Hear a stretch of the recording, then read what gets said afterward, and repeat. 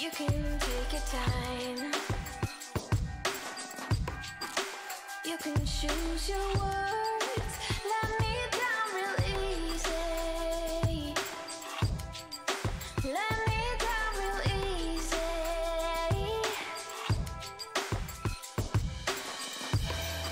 Well, I'm doing just fine, because I caught your lies. You say that it's you, not me. Baby, now that I am free, I want my lips back, my time back, my words like when I said my love back, my life back, my heart, the one that you knew could break, the one that broke with your confession.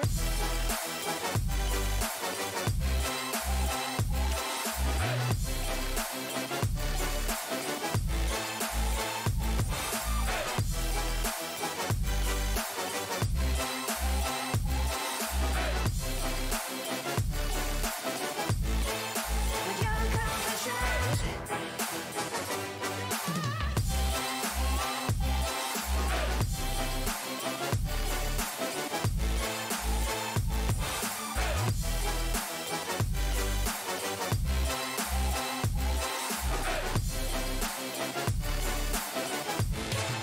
With your confession.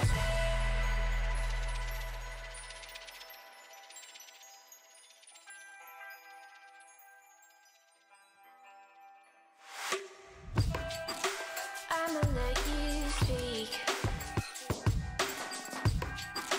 Let my silence reach. Babe, I'm real quiet.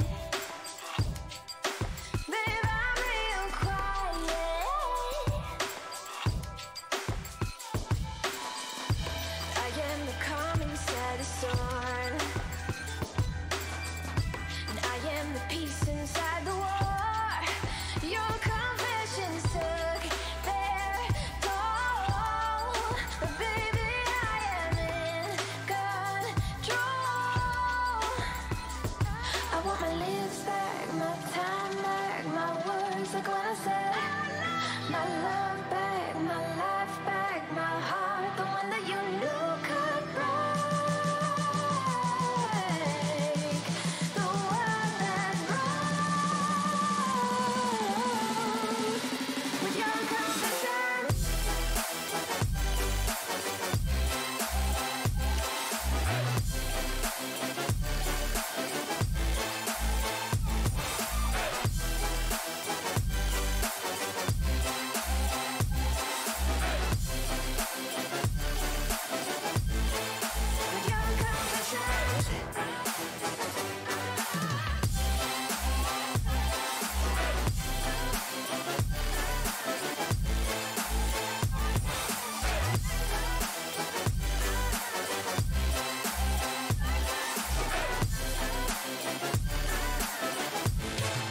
With your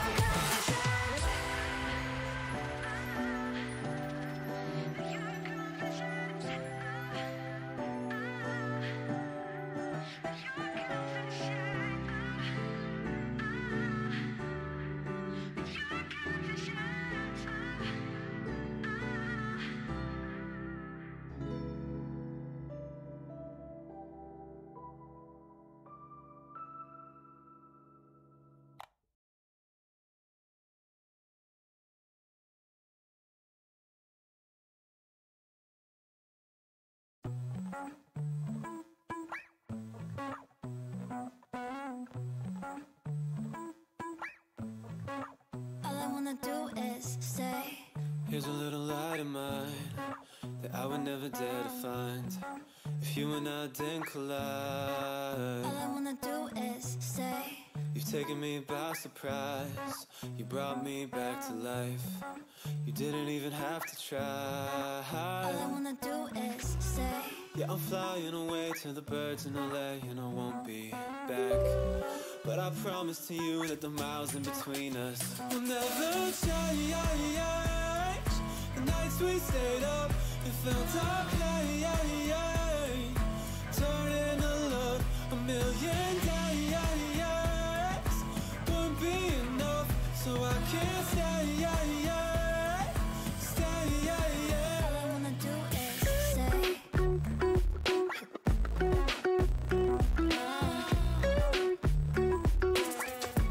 I wanna do is say.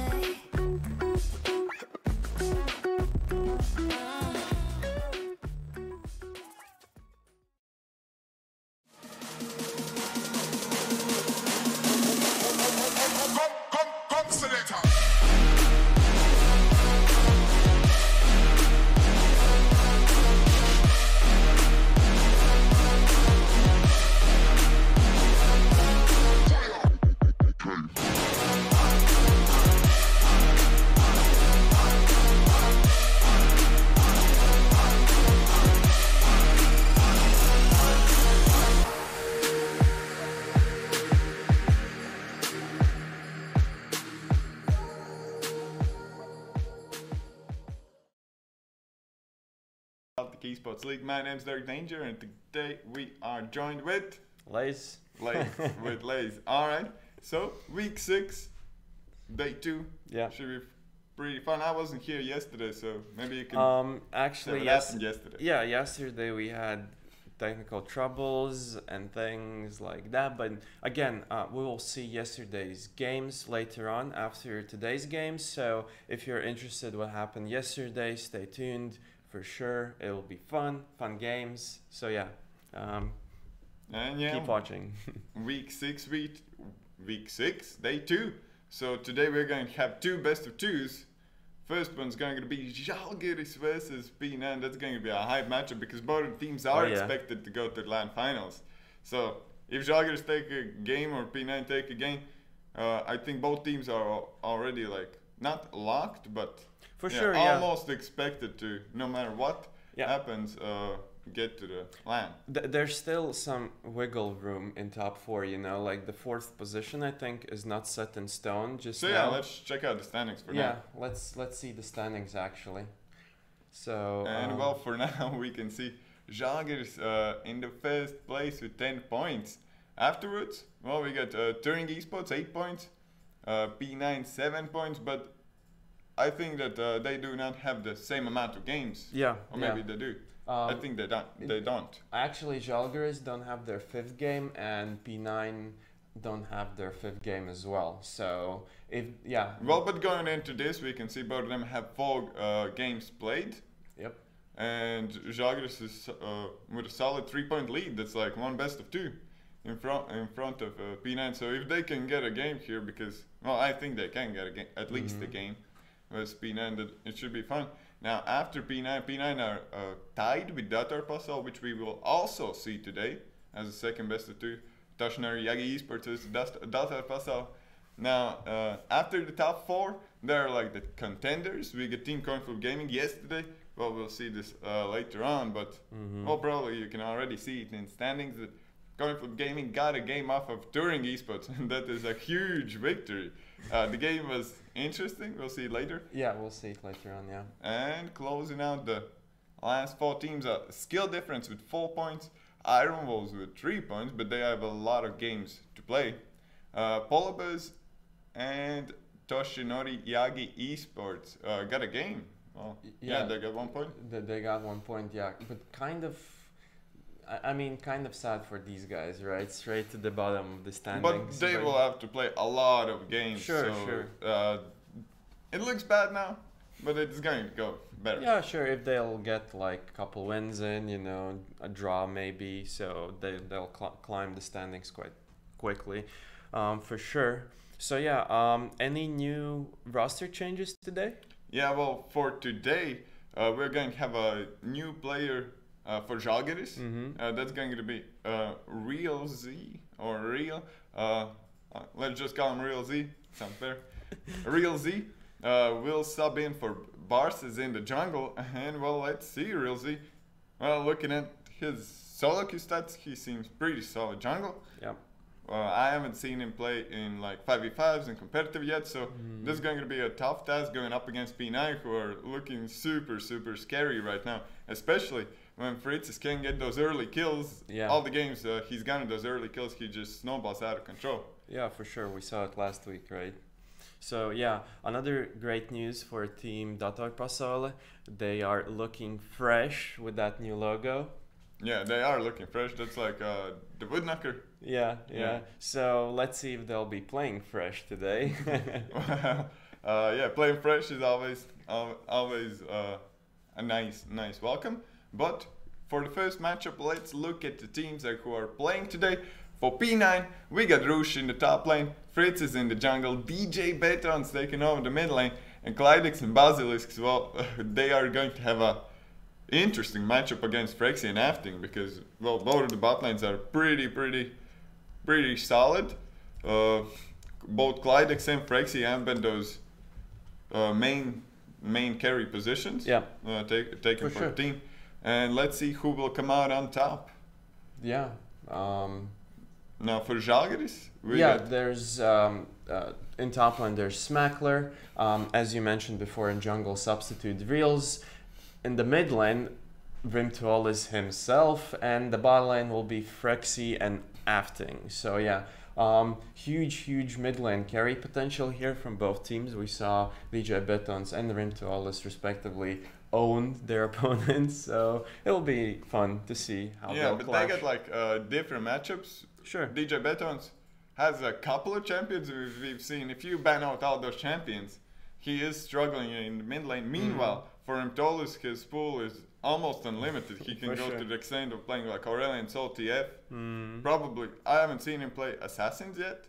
That is still to be expected, to just open more diversity on what they can play as a team. But I think they don't need it because they have the winning formula already. For sure. I mean, Assassins add that spice to team comp, but if the team comp itself is built around more of a control style like game, then it's fine. I mean, they're doing great. It's working for them, so why change the formula? You know, like do you basically? Well, yeah, they've been playing the same kind of style for a year or even more. I don't know how long they've been playing like those late game team fights most of the time, but last week was Toshinori Yagi. They didn't go for late game team fights. They got the comp for it, but they just stumped the early game. So that was a nice addition from them as well. Yeah, will be really interesting. So these are the standings as we speak, and also two first teams which will be playing in this best of two. So jumping from the game to something nice, right? So something nice. Game is nice as well. Yeah, no, it's nice for sure. Yeah, but I mean, who doesn't love free food, you know? So because yesterday we kind of skipped the stream due to technical difficulties, today we'll be playing out not one but two Vault giveaways. That's like, I don't know if you can win both of them. You could. That is, well, the odds are. The odds are there, the odds are slim. But yeah, 2 Vault giveaways each, 10 euros of Vault credit. So participate, just write #Vault. Yep. And that is going to be pretty. I mean, it's Sunday, lunch is coming, yeah, you know. lunch is coming. People gonna get hungry eventually. So again, tune into Vault giveaway. I mean, these guys deliver food quick. I mean, fast, yeah, so they won't leave you hanging after you order the food for sure. So another nice thing is our Baltic Esports League raffle, which is going on currently. So if you haven't participated, go to besl.pro/raffle. It's an amazing opportunity for you to win amazing prizes. Yeah, there are a lot of them. I mean, there's a bunch, like there's a whole set for you to become a professional gamer. Have no excuse that you have a cheap peripheral mouse or something like that, you know. You can even have a gaming chair. I redo all the entries every day. I really want that gaming chair. I have like I wouldn't call it a stool, but something similar to that. Taking it out of the kitchen. Yeah. I need like professional gear. I mean, if you're playing 8, 10, 12 hours a day, especially if you're practicing or you have a day off, or something like that, you're feeling sick, you know, stay at home, don't go to school or work, you need that comfort, you know, comfort that will like lead you to successful esports career or something. I don't know, but still, yeah, great prizes at BESL.pro/raffle. Easy to take part in this competition. Like, it takes 20 seconds, couple clicks. All the description is in the link I've mentioned previously. Well, and also after the 9 weeks, we have 9 weeks today. Well, this season, same as last season. After 9 weeks, the top 4 teams of each game, League of Legends and CS:GO, will go to the HyperTown Tallin LAN finals. In Saku, Suurhall on 20th and 21st of October. I think that CS:GO is going to be day 1, League of Legends day 2. The tickets are available. You can check them down in the description below. For sure. I think today is the last day of early bird tickets. Yeah, so today is absolutely the last day to get them as cheap as you will ever for this event. So go check it out for sure. Yeah, but good mention there. Yeah, the first HyperTown was amazing. This one, I hope for improvement, but even if it stays at same level, which I doubt, because I don't know, it was almost unbelievable how awesome it was. For sure. From my experience, like every next event is slightly better in some way, shape or form. You mean like there's more entertainment, or the production value is higher, or there's just so much more things to do, so many more sponsors or booths that you can visit, do amazing stuff, you know, like every single year these manufacturers release something new gear, new tech you can check out at their stands, you know, something like that. So again, looking forward myself, and maybe you as well. And yeah, you can meet a lot of interesting people there as well. Yeah, influencers. In Riga we had gamers. mostly like Latvian media internet personalities. Now in Tallinn, I guess that's going to be Estonian, maybe some Latvians, maybe some Lithuanians. After the first HyperTown, everyone just wants to go there. Yeah. Also the cosplay show. It was amazing. Like every seat was taken. There were still people just standing, just trying to see over other people's head. Like before the entries, like so many people went to the cosplay shows, and it was interesting. Like those people really know what they're doing. For sure, yeah. They had crazy costumes. Like there were two Lich Kings actually. Wow. Okay. Yeah. So I don't know. That is a place to visit. Now it seems like the players are ready, or at least one team is ready. So what do you think? What score is this going to be? Is it going to be a 2-0, 1-1? If 2-0, then which team takes it? It would be fair to say it will be a 1-1. Both teams are strong enough to take at least one game out of the other team, I think. But yeah, that's kind of my prediction. 1-1. What do you think? Well, 1-1 would be interesting. I think a 2-0 could happen, but both games are going to be close. At least one game is going to be close. I expect one game for Fritz's to really pop off, like on one of his like signature champions so far. Yeah. I don't know, some like Tallin, some like Nidalee, something he can really just go in and take leave over an the impact, game himself. right? Yeah, for sure. Yeah. And well, the players are going into the champion select, and already we got Graves ban. Now, Bars has played a lot of Graves. Maybe Reels also plays a lot of Graves. They checked his OPGG. Evelyn ban, yeah, Evelyn also a big pick for Fritz's, and a super obnoxious pick to play in general. Yeah, she's kind of annoying, you know, and we can see Alistar being banned. Again, really solid pick for support there. And Talia actually banned against Fritz's here. So are we going to get 3 jungle bans? But yeah, possibly. As mentioned previously, usually the way how P9 lost was when you threw all the bans at DJ Betons. Yeah. Now it seems like the Joggers has a different idea how to play the game. Urgot banned and the Kindred as well now.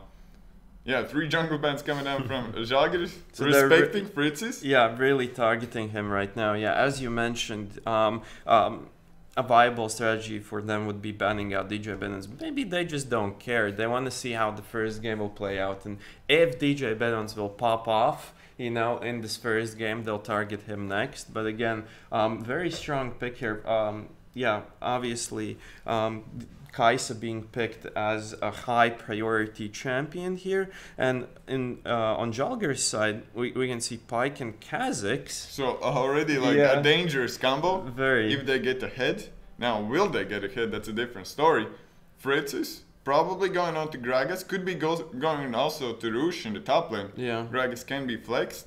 Now it can be a support as well, but we see Morgana locked in, so I don't know if they're going for shenanigans like that. Yeah. But so far, it looks really, really solid. Again, Jalgers are going for this kind of more aggressive, more double-edged sword type of thing, where they just have to get ahead or they'll just fall off the cliff against the control-type team comp. In the mid game, I mean, team fights will be hard, especially. I mean, Kazakhs isn't the best team fight champion, right? So they'll be trying to find these solo picks and like find enemies where they least expect them to be. So again, yeah, which again, Casio and Oriana banned. Now, so Aatrox is locked in. It would be interesting if actually Rimtolis goes for that. It's probably like Smackler's champion because Rimtolis has opted in those control mages. Yeah. But that could be a curveball that P9 really doesn't expect here. And well, the second phase of bans all mid lanes. We get Casio, we get Syndra, Oriana, and last one Varus. Now Varus is a super strong pick. I don't know how it didn't go through earlier. Maybe you could have picked it instead of Kazakhs, because who would like ban out Kazakhs? That's not something you see every day. For sure, that's not an obvious ban here. Heimer, maybe it's a placeholder, maybe. Let's see if it is. So, Oriana actually, I could see why they would ban Oriana. Well, Rimtolis, that's his signature champion probably. It's like something like Oriana and Nivea. Now Heimerdinger, that is interesting. They could be going for Heimerdinger in bot lane. Sure, of course. And well, we got a placeholder. It seems that that most likely is not Kale. It's Camille. But that is Camille, and Camille also could go jungle, could go top. Yep. Same as Gragas. Now versus Aatrox, probably you want to put the Camille on top because. Yeah, the Gragas will just get outscaled. So it is pretty yeah, unlikely. and instead of Nunu, it's Kassadin. So in the end, P9 have a really good scaling team comp, which kind of they have to be careful in the early game. You know, when Kazakhs and Pike will be roaming around together, they don't want to get picked off. But in the mid game and going into the late game, that team comp is just scary. And well, that is Lucian last pick now. Lucian probably going mid lane, especially after against Kassadin locked in. Now I haven't seen Rimtolis playing Lucian yet, but I think that doesn't like really go with his playstyle. Yeah. But at the same time versus Kassadin, now that's a free lane. We saw what happened when Arrows versus Turing eSports, like. They got 2 kills on the Kassadin minute 3, and then from then on, the game was over. Yeah. The game was over. For sure, but yesterday, actually, we saw the same matchup in the mid lane. I mean, you guys at home didn't see them, but we in the studio watched the games, which you will see later on. I want to remind you that. So, again, we saw the same matchup, but it kind of backfired on Lucian a bit. I don't want to spoil that much, you know, to the guys that want to watch later on. But yeah, it kind of goes both ways. But Lucian has to know how to counter Kassadin. It's not as simple as it sounds. You pick a champion that counters, you auto win lane. It's kind of not how it works usually. You have to know the matchup still. Even there's if you a have lot the of stronger in that matchup. There's a lot of pressure on the Lucian himself, because if he doesn't do as well as expected, then he's going to lose the game, because Kassadin will always be that strong threat now after the changes. Because previously you needed level 16 to really pop off. Now from level 11, your Rift Wall cooldown's already short enough. The damage is there. Now mana is one problem, but I mean, if he will get an early kill, you know, a kill or assist, he gets all Exactly. those resets for free. And well, yeah, that is going to be Heimerdinger bot lane now. Ooh, Frexy, such a cheeser versus Clydex Basilisk. I wouldn't say they have the strongest laning phase in BSL, but yeah, they are pretty solid. They've gotten a lot of kills. They know how to set up ganks for Fritzes as well. And well, if Fritzes doesn't do anything this lane to impact bot lane, then it's going to be pretty rough for Clydex to get those early items. for sure. Heimerdinger will be stronger on one item, on two items. Now starting from 3 items, it's a whole different deal. And yeah, pretty much the same for the rest of the P9's roster. Yeah. All of them need to get those early items. Meanwhile, Žalgiris needs to really finish the game in 25 minutes or less. Approximately, yeah. Otherwise, it could backfire and they will start struggling in fights. Yeah, it looks like they're really going towards this lane bully heavy type of style, you know, like Atrox, good lane bully. Against Camille, who is a lane bully herself, it will be an interesting matchup there. Heimerdinger is just like, yeah, as you mentioned, it's kind of a cheese pig, but is still really, really strong in the lane. And Lucian, again, they are focusing on this really, really strong laning phase currently, right? So, and Kazakhs, again, really good at early levels. So we can clearly see what they're trying to do, and I think P9 see that as well. So they will be trying to counterplay their aggression somehow. And yeah, even if maybe this is a setup for the new guy in the jungle, Reels, it's really hard to play when all your lanes are pushed in. Oh yeah. Now, they absolutely guaranteed that lanes are going to be pushing towards enemies, so he's going to have a free reign.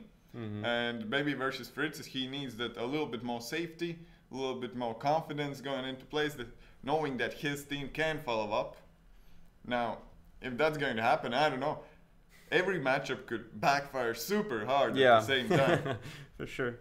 I don't know, if Rimtolis cancels an auto attack, 2 auto attacks every trade, then it's going to be pretty terrific, because Kassadin, he's probably going for the corruption potion, time warp portal. Yeah. So he's going to have a lot of poke with that Q every other second. Maybe if he goes like full on lane dominance with the Scorch and all that, then that poke is going to add up onto Lucian. He will be forced. I don't know, that's just my speculation. Yeah, and Kassadin is kind of good last hitting under his turret, so if he'll be staying there, it's his comfort zone. Auto resets. Yeah, exactly. So it will be good, but they have to be really aggressive, like try to tower dive him early on or something if he just doesn't leave his own turret there. But yeah, level 2, Scuttle, who wins? Gragas or Kazakhs? Well, I would say whoever gets the drop on the enemy. Because if Kazakhs can just start to trade with walking up and getting a Q down, maybe he's heading in the bush, then he will have the damage advantage. But I think that Fritzes on the Gragas will not go for the early scuttles. There's like the most popular clears, you start with they're on the blue side, so he starts with the red buff into the Krugs, and that lands you on the 300 spot in gold department. Okay. You're back there, you get boots, you get access to Predator, and you can make that level 3 gank after the blue buff. But that is super scary. You need vision, because if the enemy knows that, then Reels and the Kazakhs can just take the blue buff while Gragas is recalling. So for sure. The level 1 vision will be quite important here. Any early game shenanigans from any of the team?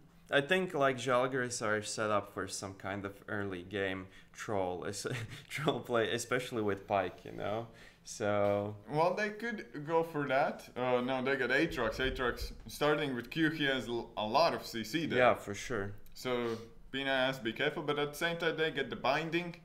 Camille can start with the hook shot. Gragas can start with the body slam.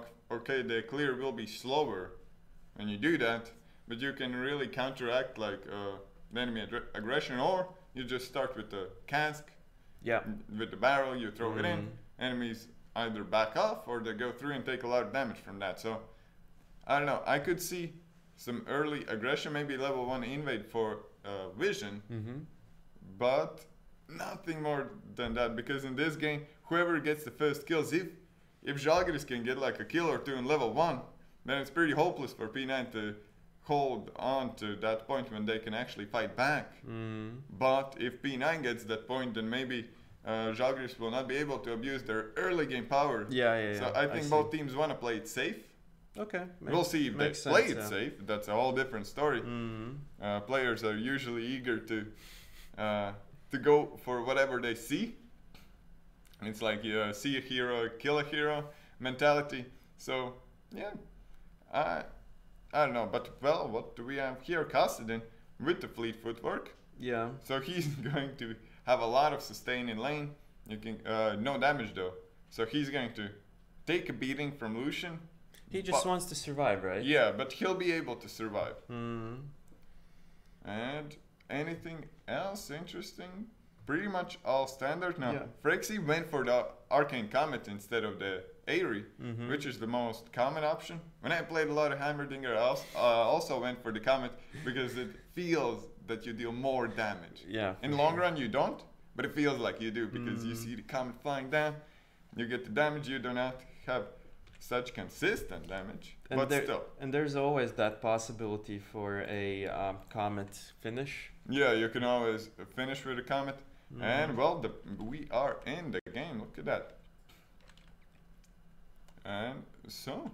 Yeah, players are already in the game, so the game is slowly rolling in here. So is this the first time that these two teams meet in this in this league, in this season? Well, this league, this season, yeah, because every team for sure, yeah. They have played. They probably have played like some practice games against each other. Some maybe in some I don't know, some random tournaments left and right, but that's about it. On the BSL stage, they are still to face each other. Now last season, Žalgiris were at the finals. Some players, I think some players from P9 were as well, or at least Basilisks were. No one was from P9, so they're completely new roster. But they're doing really well for a new roster. They are doing really well. And from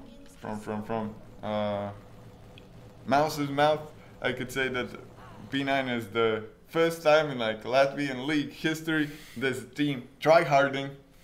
Okay. Yeah, because usually the mentality has been quite laid back. Yeah, for sure. I mean, good for them actually. If they'll show a good example for other teams, like, hey guys, if you try, if you practice, if you focus during the games, this is where you can be. This is how you can play, you know, and you can beat really strong teams doing that. Now we can see already Team Coinflip Gaming climbing in rank, climbing in power. They are looking to get to the LAN finals. I think they have a realistic chance to get there. So. Other teams, I don't know, Datorpasa are trying new things again and again. I heard that they are going to have a substitute as well today. I don't remember for which player, but well, that will come later. Yeah, we'll know for sure later. So yeah. But for this game already, every player just covering the entrance in their jungle, going to play safe. Frexy with some different ideas already, putting down turrets in bot lane. Now with Heimerdinger, you can do what I call a super leash. Every time I played with friends, I said I can give you a super leash. They're like, please no. Because with super leash, that's when you spawn into the game, you get that home guard buff, a lot of movement speed. You take the celerity rune, which gives you ability power from that. And if you do not run out of your jungle, you will keep that for the first 30 seconds. So you put down the turret. Now Heimer's passive is that when you're near to your turret, whether you place it or just default turret, you get even more AP. Oh no, even more movement speed. So from all that AP, you get 80 AP level 1. That's crazy. You put down the turret, and they can 3 turrets can kill the blue buff in like 3 seconds. So the problem is that junglers then need to last hit it. For sure, yeah. And that is why no one likes it. Yeah, and no one wants to spend their smite, you know, level Yeah. 1, for sure. But at the same time, there's nothing your jungler can do about it. If they leave and go to the other side, okay, thank you, free blue buff level 1. I'll take it over from here. And already Frexy and Afting pushing in bot lane. So, and what do we have here? Fritz is with a little bit different clear. He started with the Raptors, then after then for the red buff, and now we'll get those Krugs. And this will score him level 3, I think, right? Yeah. So He should be. Oh, I know that if you take red buff, Krugs and blue buff, then you get level 3. I don't know about the Raptor camp. yeah. But he'll just back up here, get his boots for the Predator, and then he'll be set to gank some lanes.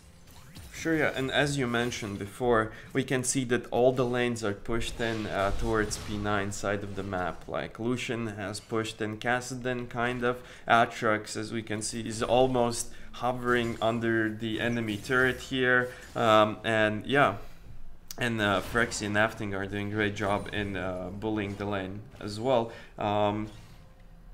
DJ Betons is kind of low on mana there, so... Yeah, he started with the Doran shield, Yeah. so even more sustained. But well, he will get that mana from the W when he gets the rocket. Eventually, yeah. Eventually he'll get it back, but And yeah. maybe he'll just want to back on a tier. Sure, yeah. Tier first buy must have for Kassadin, as we know. So we can see Fritz is going there for a scuttle and maybe gank top. But as we can see, Rouge has warded the bush. The thing with Gragas, well, here comes Fritz with the Predator. He's super fast. Now can he get something? Now Smackler, yes, pretty low flashes comes through, but Smackler flashes as well. And that is going to be flash for flash. And I think that it was worth. Yeah, it was worth from Fritz's because you still got Predator you can gank pretty easily. Sure, yeah. I mean, And now Smackler will has to play safe because even especially after level 6, it's pretty hard to escape a gank when you get Hextech ultimatum from Camille, just locking you in place. And props to Kleindex, he's been CSing really well in this pressure situation with the Hammerdinger. yeah, for sure. I mean, And well, we get some jungle rumble, and that is going to be Reels actually with the blue buff steal. So Fritz is That's still really, on track. really That good. is really big. yeah, that's And huge. that might be a dive onto Rouge. Yikes. Rouge still has flash. That still has hook shot. Goes back to the turret, but that is going to be first blood coming down for Reels now. Fritz has no flash, he has to be careful here because Reels is full HP still with the flash. But he probably doesn't want to go for that. Or does he? So yeah, Reels, during the Gragas initial gank, he spotted that he doesn't have a blue buff. So that was a big red flag for him. Hey, let's contest this blue buff there. And afterwards, because my top laner is pushing in the enemy top laner. So even if they collapse... Well, he is still there. And Oof, Fritz is that's a used greedy the play. body slam already in, and Reels Yikes. with the excellent counter jungling. Now Fritz is greeted for that. Yeah. That's for sure. And Reels capitalized on that mistake. And ooh, already pretty nice start for the Kazakhs. At some point, it looked like Fritz was kind of debating, like he had this debate with himself. Should I do this or should I not? Maybe he needed like couple gold, Maybe he like went, 50 or 100 gold to oh. buy an item, you know. So maybe that's why he went for this kind of greedy play. Well, we can say that if he knew that the enemy jungler was nearby. So yeah, but very good play for sure from Reels there, completely denying enemy jungler and helping his top laner out. Well, mid lane? Well, DJ Betons is behind 15 CS, but at the same time, I don't think that is a huge, well, a huge mistake. Not a mistake. or a huge loss rather. Yeah, it's not a huge difference, you know, especially for a Kassadin. We've seen worse CS differences this early on in the game. Both teams still. Oof, And well, finds Francis Gragas. might be in trouble again. The Ignite comes down, and that is going to be Afting with the kill. And will Francis get to play this game? Getting 3 jungle bans against him. And playing against a team, well, playing a game where your team is constantly getting pushed in. That is not a joyride for. Yeah, Reels is denying him really, really well here, and again, yeah. Well, the whole Fighting's team- getting hooked. Black Shield comes through. Yeah, Žalgiris on bot lane also winning the trades, winning the pushing. They are behind in CS somehow. Yeah. Frexy maybe isn't really used to getting CSing on the with the Hammerdinger, but Reels here going for the 1v2. Can he get a kill here? No, he cannot. And whoa, look at that! DJ Beton's getting the shutdown gold. And the red buff, which after level 6 he can now rift lock onto Dilution and apply it, and maybe even get a solo kill. Who knows? But we saw that Reels got a bit more overconfident. Let's say, you know, like he thought that he could chew, he could bite more than he could chew.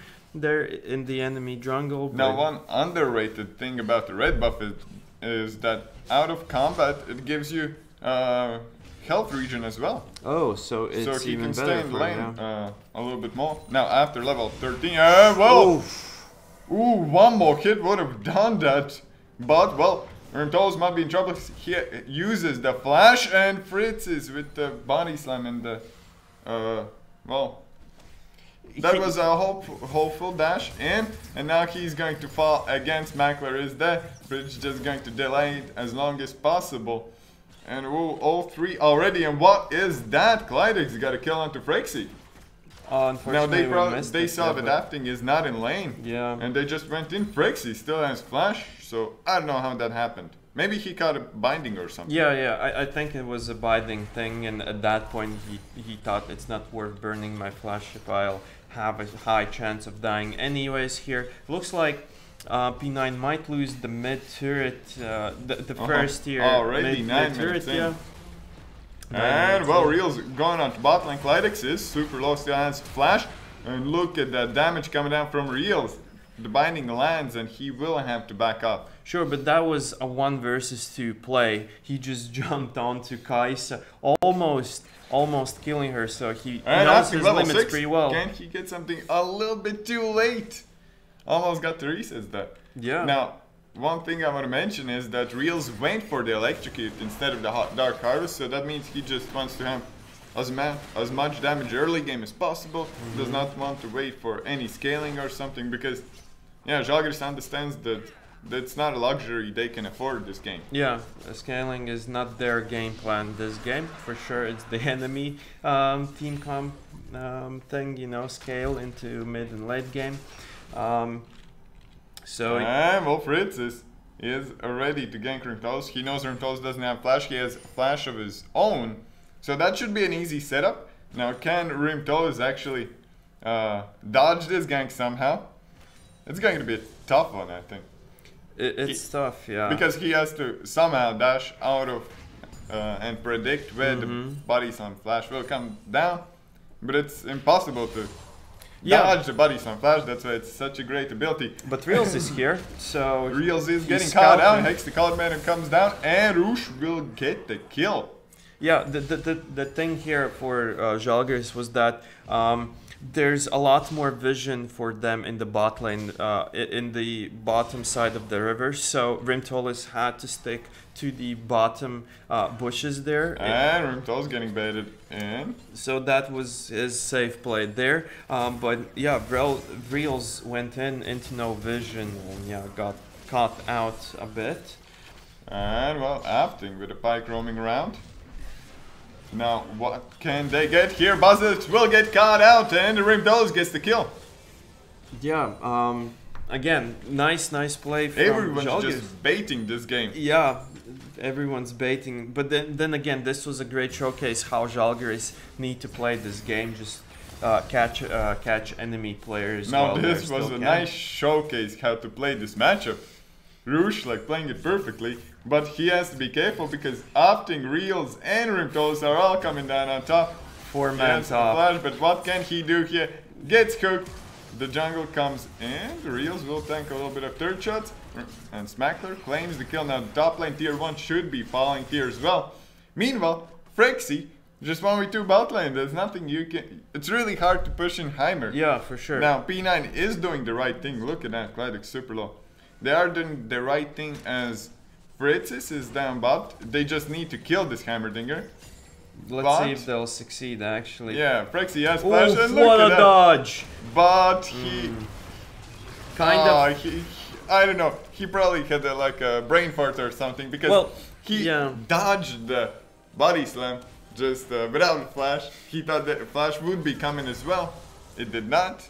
Yeah, if he saved Flash for the casket, maybe he would have dodged that as well, for sure. Yeah, but then again, we have to give props to Fritzes for not panicking after missing his body slam. And whoa, playing look out at that. really BESL well. is super low. And Rimtolis is going to get the kill. Rimtolis does not have calling, but does he even need it?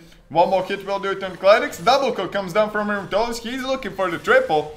Fritzes will fall as well. And whoa. Rimtolis popping off on this Lucian. Yeah, it looks like he really knows how to play this champion. Well, I mean, we still need to experience the first real team fight to see how well these players play on their each champion there. Well, at this point, I don't know if we'll get to team fights.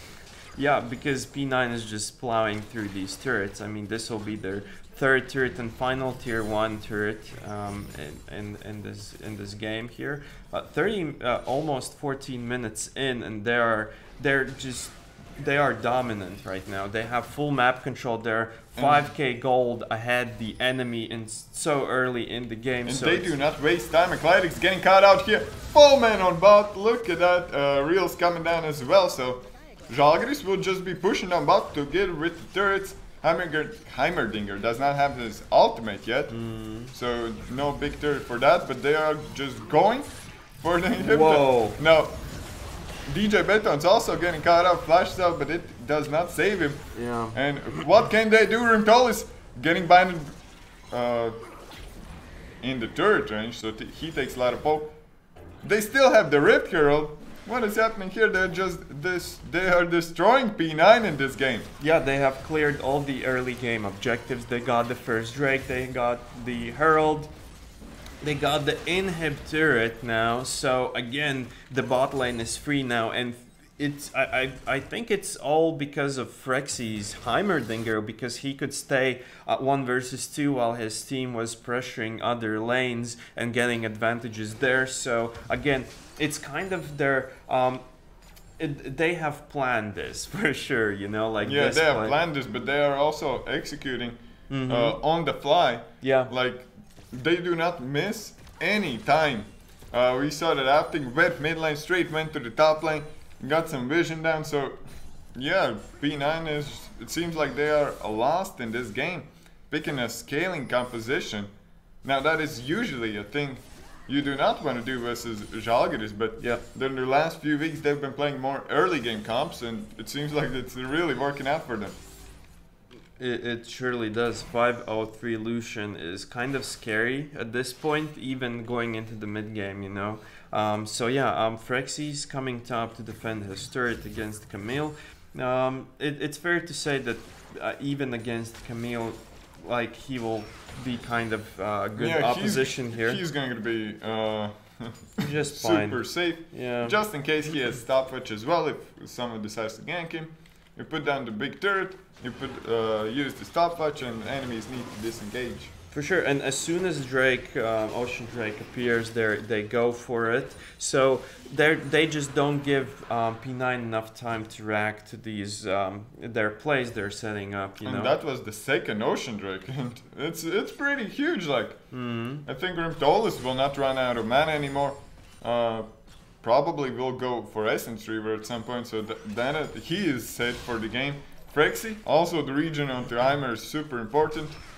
Yeah, imagine if the early game went P9's way and they And got... Rentol is getting caught out, binding lance, body slam as well, but he does not take a lot of damage. Now, the killer instinct comes down from Klydex and he will get the shutdown. Now, what else is there? Real's got Fritz's. It was the one. And now they are trade-off, yeah. they need to defend their inhibitor on bot. Now it's a 2v3 in favor for P9. Now the hook lands and Smackler and Afting are out beating 2v3 them. Yeah, it just shows that They are all playing super safe because they know that Afting can really reset this. Ultimate comes down, does not really execute, but they get Klydex anyways. Roosh will get hooked as well, has to flash out of the stun. Now Smackler, 4 members, all from P9 versus 1 Smackler. Can he do this? He still has the ultimate, needs to heal up. And the revive comes through. Teleport from Frexy. He's joining the fray as well, using the ultimate turret for some reason. And yeah, that is it. First inhibitor comes down. very And early, that is yeah. 17 minutes in, super fast game. Sure. Now, can Žalgiris actually finish this before Baron comes up, or will they just play it safe for 2 more minutes? That is a question to be answered. Now, all Žalgiris have almost 1k in the bank, so it's a pretty safe spot to reset. Seems like that is exactly what they will do. As previously mentioned, 2 more minutes to Baron so they can set up the vision. For sure, yeah. I mean, gold lead doesn't matter if you don't have item advantage on the enemy, so resetting here would be a smart decision on their part. Again, we saw Smackler playing really smart because of his passive. You know, he could zone enemies off the inhib while his team was kind of killing it. So good play, and he didn't die in the end as well. So really well, good play. always wants some action. Gets a little tap on the Fritzes. He deals a lot of damage now, so he finished his Black Cleaver and Bladed Ruin King already, so 2 items for him. He's really in a power position. We can see Atrax with two items as well, and I think none of the P9 team members have 2 items finished Well, yet. not so. yet. Klydex will probably be the first one to join the 2-item party, 2-item club. But till he gets his Rage Blade, there's really no way how they can even attempt winning the fights. They simply lack the damage. Now, DJ Betons went for the tier after the Rod of Ages. That is super weird, I would say. Yeah, that's kind of a strange It's a weird approach. tier. Yeah, here Smackler, yeah, he's pressuring top lane while the mid 2-tier turret is going down here. Not much that P9 can do here against a strong siege from Rintolis and Frexy. Rintolis taking a lot of turret shots. That is one thing you need to get used to when playing Lucian, that the auto attack range. Yeah, is kind of short, you know. Well, Smackler goes on DJ Betons. DJ Betons on the retreat. He ends a level 12, so he can just dash through. But whoa, look at that! Everyone's super low HP. What can they get here? Remember that DJ Beton's still behind. He gets 1 kill. Now Basilisk falls as well, and Žalgiris on the retreat. Or are they? Smackler goes in, Rintolis goes in. DJ Betons will fall. 1 more hit will do adapting with the resets. And that is a 3-for-1 in favor for Žalgiris. Meanwhile, Frexy just taking down the mid lane tier 3. I think they'll lose a lot of their base structures right now based on that play, which looked really good on the paper, but the execution was lacking kind of because they were chasing a team which was so much stronger than them, and they went kind of further than their turret, so no turret protection there for them. And Žalgiris just turned on them and smacked them back, you know. And now they get the 3 inhibitors 21 minutes in. The game is in their pockets. They just need to get Baron and run it down mid. For sure, yeah. I think super minions will be kind of, some of them will be stronger than... Yeah, one thing that P9 does not really have is wave clear. Yeah. Now, after Klydex gets his Rage Blade, he can deal with the super minions quite easily with his passive. But that's about it. 2 super minions every lane. What can Kassadin do versus that? What can Camille without Tiamat do versus that? So, yeah, it's either going to be the super minions And if not that, then I mean- Žalgiris for sure. Yeah, they just can't leave their base, right? So if they leave the base and get picked off, they might lose the game just there from one pick. And But if they do nothing, they will still lose the game. yeah, because Žalgiris will take Baron, you know, and just siege their Nexus turrets and eventually win. I mean, the gold lead is almost 12k. No, even more than 12k, almost 13k. So that's a huge goal lead for 22nd minute here. Now Clydex has the Rage Blade now. Can they make a miracle pick over here? That is pretty unlikely. Look at that. All those minions coming in. And they are going to be more on each lane. Sure, yeah, and we can see Fritz is not there yet, so And nice Clydex pick on getting Kaiser caught out. there. Frexy is going to get him with the big lasers. And well, what can they get here? DJ Betons is trying to dish out the damage back, but he's on the retreat. And Afting uses the stopwatch.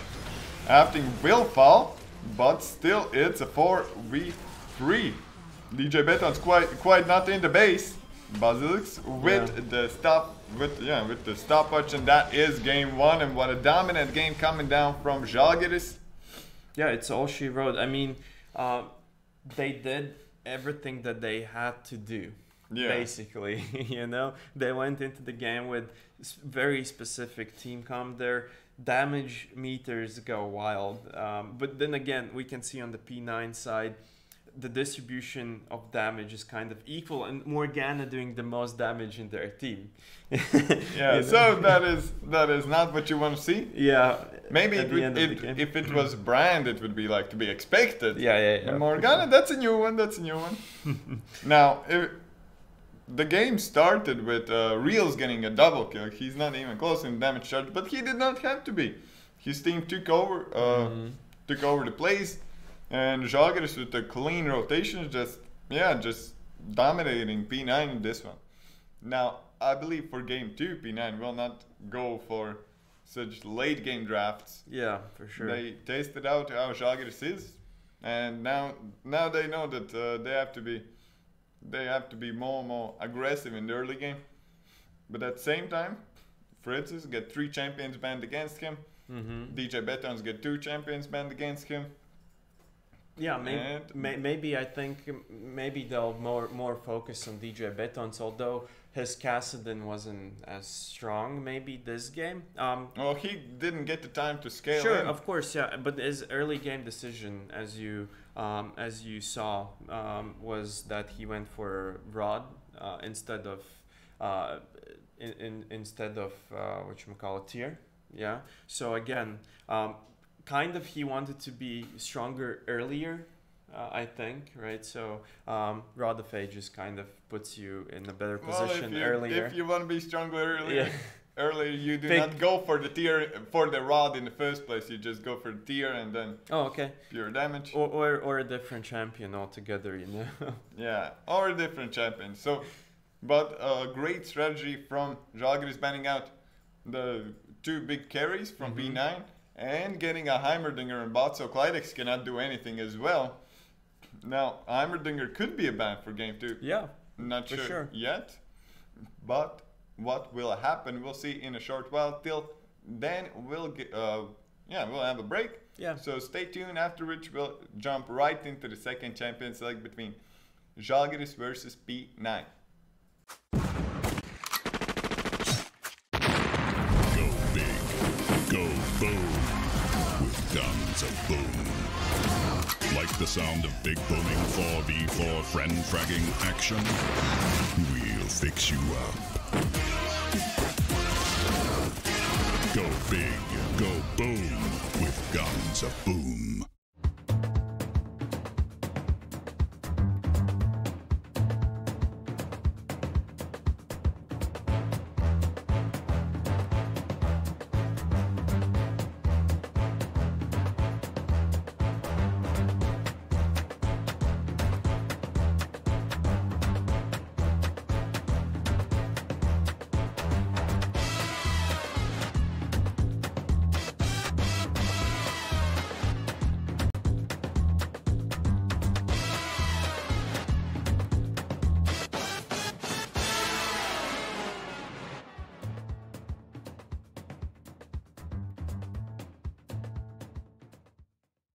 Lešik, butik, jau viss ir redzēts.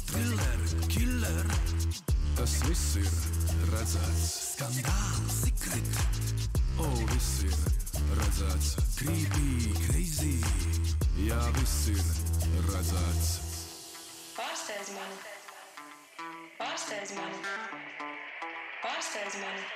Un tagad pārsteidz mani. Lūdzu, jaunā Helio interaktīvā televīzija nomaina Lattelecom ITV. Televizors, tālrunis un planšete darbojas kā viens vesels. Tagad pārvaldi un aizraujies pilnīgi jaunā līmenī. Izklaide progresē. Helio.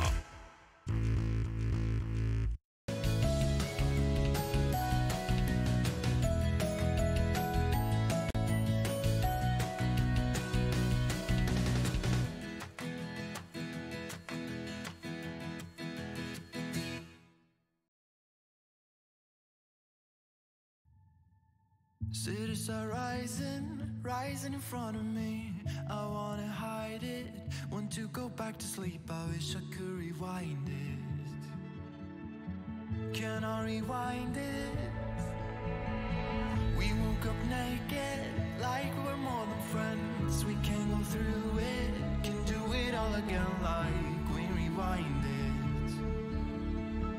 Like we rewind it, and I don't wanna know, I just wanna feel. We let it go, nothing is too wrong, we make it real. Don't wanna care, just live and die. I see you there, nothing is too wrong for you and I. Oh, we're somewhere else, oh, somewhere else in mind. Oh, we're somewhere else, but still we can't rewind.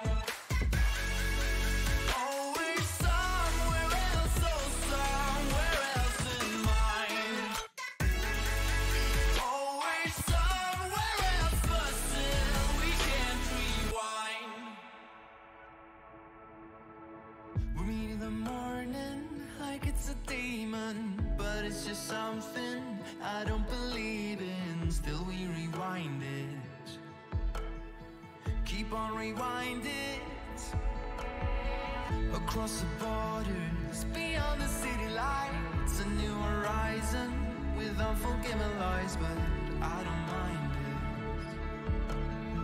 Keep on rewind it, and I don't wanna know, I just wanna feel. We let it go, nothing is too wrong, we make it real. Don't wanna care, just live and die. I see you there, nothing is too wrong for you and I. Oh, we're somewhere else, oh, somewhere else in mind. Oh, we're somewhere else, but still we can't rewind.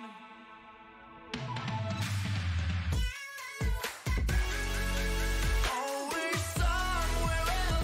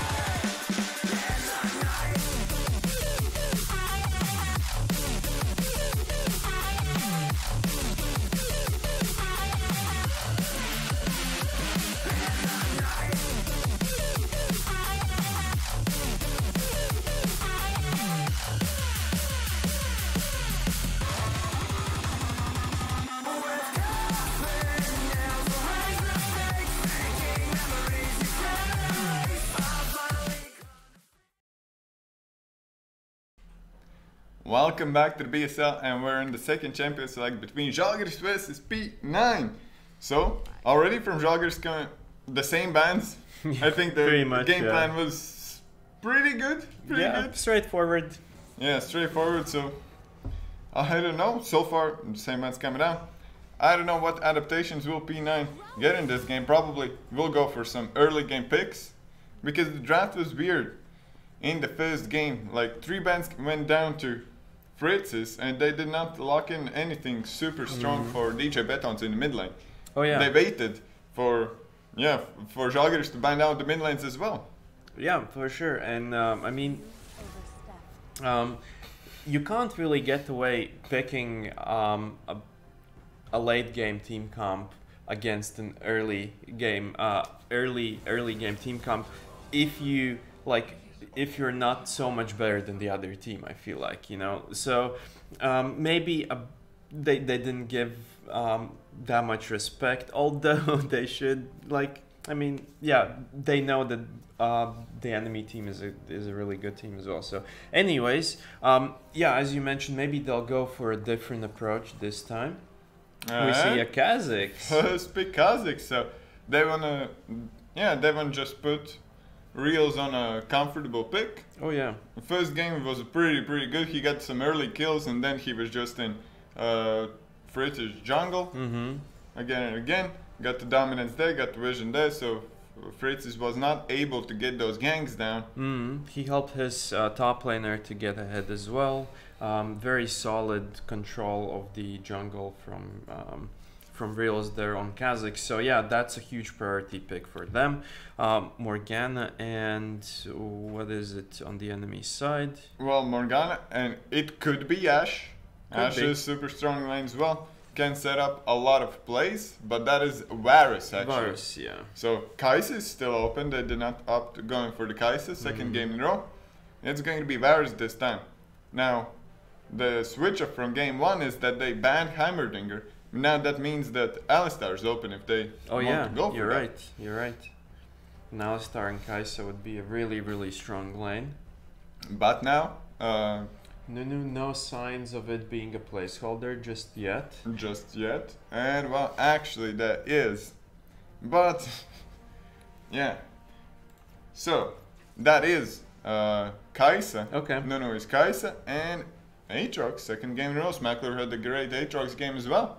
Yeah. Knowing his limits, went for dives, went for the revive passives, and the same matchup on top lane. But we saw Rouge had great trades against Aatrox as well. He knows the matchup quite well. So let's see. Yeah. Now, will they ban out the Alistar? Maybe Žalgiris have something else in mind. Alistar is banned, and I would just guess that the next ban is going to be Pyke. After seeing how big of an impact Afting had in game 1. Now this game for XC isn't on a 1v2 champion like Heimerdinger, but still Pyke can roam around, and here comes the Pyke ban. Yeah, Pyke ban. Pyke was a huge champion. He snowballs he snowballs his team really good.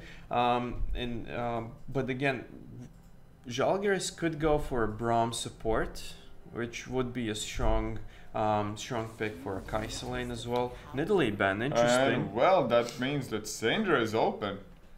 So Riptolis, after a successful game 1, wants to play against DJ Beton's probably best champion right now. Yeah. And that is Pantheon. Now Pantheon could be a legit pick here against the Kazakhs, especially. Yeah. Kazakhs has a lot of damage early game, but Pantheon counteracts mostly all of it. He just blocks his damage, right? So and he has a strong CC as well, point and click. A similar playstyle to Gragas in game 1. Gragas is pretty much point and click as well with the stun. Oh yeah. And well, that is Vel'Koz and Tahm Kench. So Tahm Kench, one support we missed mentioning, super strong, especially against some like Morgana, some like Camille. You can just eat your Kai'Sa, eat your Vel'Koz and run away. Pantheon as well is not able to get on it. For sure, yeah. And I mean, Morgana and Varus combined have so much CC, especially after level 6, that any ADC needs some kind of a saving thing. What do we have? It's Xerath. So that is Xerath versus Vel'Koz. Yep. Artillery matchup in the mid lane. Like everyone just standing at their turrets and shooting at each other. Like who outranges who. That will be a fun one to watch, yeah. Yeah, both of the champions are like, I would say dittos, if you can call them, because both of them originally came up as Azir counters, because both of them outrange Azir. But I think, both of them are pretty mobile while casting the spells. Xerath is a little bit slower.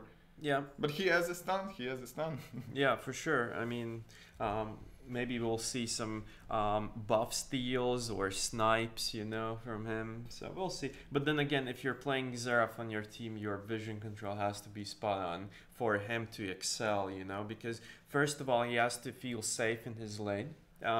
He has to know where the enemy jungle approximately is, or if he's getting ganked. And second of all, just utilizing his range over terrain requires some kind of a vision, right? And playing Xerath versus a Kazakhs is a pretty scary thing, but at the same time, playing Vel'Koz versus a Pantheon is not a joyride. Now I would say a 2v2 that Xerath Pantheon wins versus Vel'Koz Kazakhs, only because once Pantheon jumps in, Xerath can throw his spells through the minions, get everyone on the way. Sure. Meanwhile, Vel'Koz has a unit collision on the Q, so but there's always geometry. Oh yeah, that geometry, 90-degree angles here and there, for sure. No, I mean, you're absolutely correct on that. Q for Vel'Koz provides a lot of damage in his combo, right? But Xerath, no collision there. Like, he doesn't care about minions, basically, even damaging enemy champions. But after level 6, I feel like Vel'Koz, if he lands his combo, he can one-shot Xerath potentially, right? So that, again, that's an interesting mid lane matchup, and hopefully it won't be as one-sided as it was in the previous game. We're still waiting for players to get into the into the game. Now, this game, the draft seemed pretty similar, all in all. Like, we get brawler champions in the top lane with Camille Aatrox just going back and forth all the time. Jungle, the same early game junglers pretty much like Kazakhs, Pantheon, mid lane artillery mages, and bot lane Kai'Sa, Tahm Kench versus Morgana Varus. Morgana Varus will have the pushing power, but I don't know.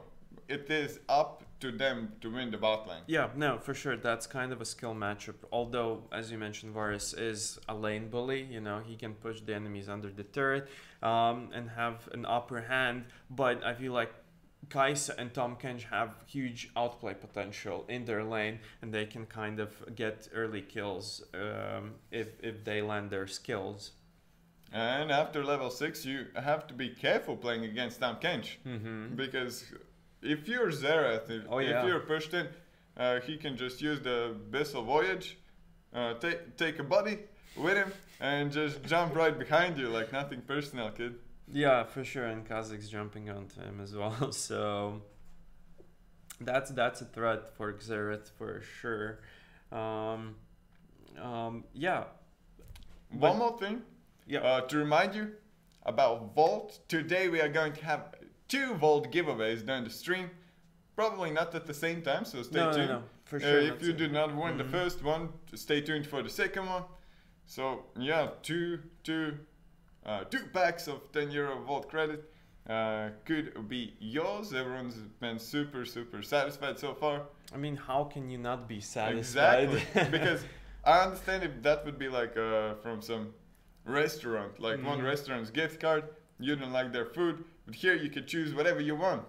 Like you can also not get food, you can just order some I don't know, it is late in night munchies. And you get munchies, you can just order like cola or something. Yeah, For sure, no, you can get whatever you want. Again, Volt has a variety of good restaurants. Not even restaurants. I mean, the word restaurant kind of resonates with the fancy type of food. McDonald's is officially a restaurant as well. Yeah, like the word restaurant in our understanding wouldn't be the right term, but again, they have really good food joints, yeah, like Chinese, Indian food, you know, like pizzas, burgers, all that good stuff that you just crave, you know, during an evening or night out or something like that. So yeah, tune in for that. I think we'll play one after the first best of two. Maybe not. Maybe not. It's going to be a surprise. It's going to be a surprise for sure, but we know for a fact that we'll be playing 2 of those today.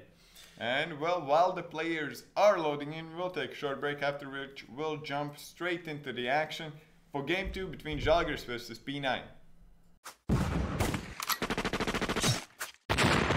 Go big, go boom, with guns of boom.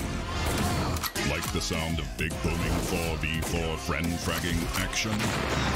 We'll fix you up. Go big, go boom, with guns of boom.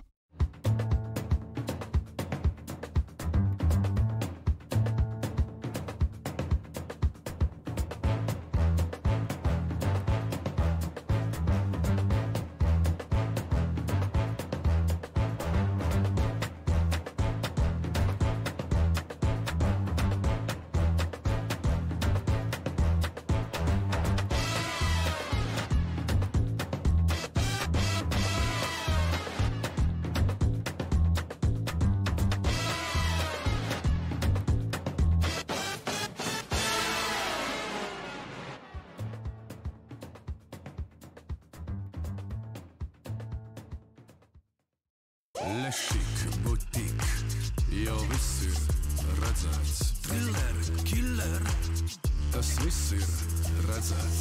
Skandāls, secret, viss ir redzēts. Creepy, crazy, jā, viss ir redzēts. Pārsteidz mani. Pārsteidz mani. Pārsteidz mani. Un tagad pārsteidz mani. Lūdzu, jaunā Helio interaktīvā televīzija nomaina Lattelecom ITV. Televizors, tālrunis un planšete darbojas kā viens vesels. Tagad pārvaldi un aizraujies pilnīgi jaunā līmenī. Izklaide progresē. Helio!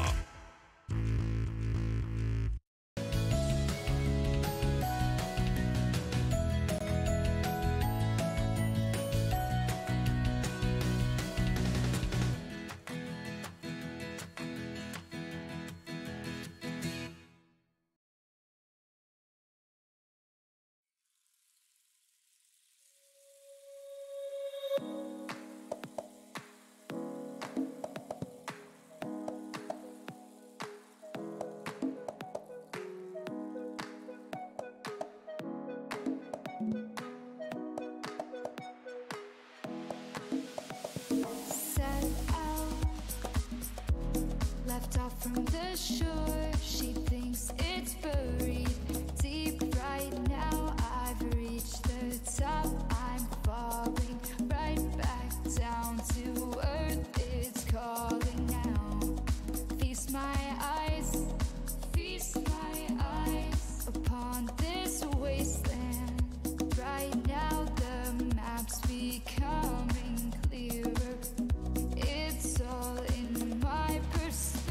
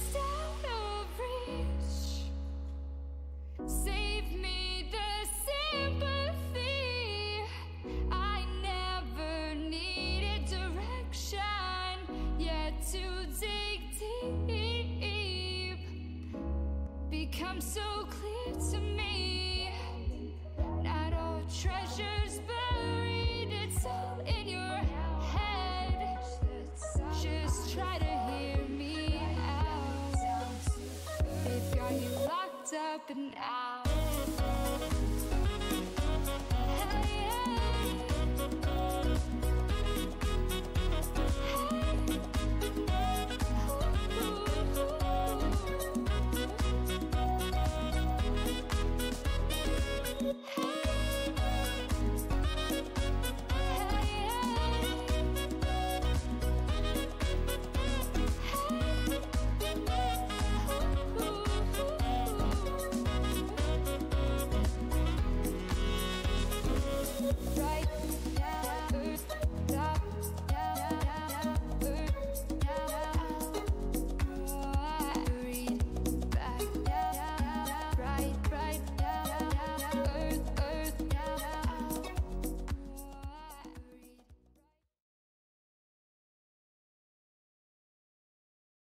Welcome back to the BSL, and we are in the game. Game 2 for Žalgiris vs P9. First game was super dominant coming out from Žalgiris. Yeah, for sure. This time, at least, it seems like that P9 didn't lose in draft, as in game 1.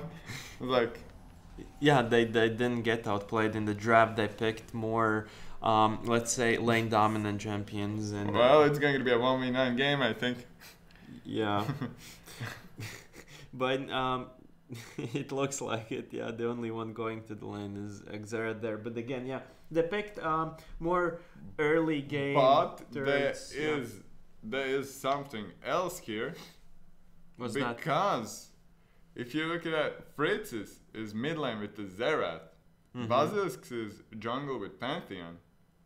And yeah, DJ Betons is going to be bot with Morgana. So they made... Oh yeah, they swapped roles. They made the Iron special here. Damn. So, yeah, Basilisk on the Pantheon in the jungle, that's a scary thing. Because, well, Basilisk as a player, he's super smart. His pathing is usually super, well, his roaming around the map is super good as a support. Now as a jungler, you get more of that. Mm-hmm. Now, is he... knowledgeable enough in this matchup? That's a whole different thing. But yeah, we'll have to see how this one pans out.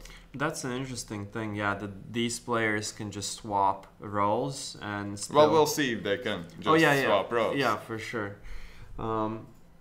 But yeah, as I was mentioning before, they picked a more early game dominant champions here with the Pantheon, which is really, really solid against Kazakhs. Again, they didn't ban Kazakhs, I think, and Žalgiris just first picked it.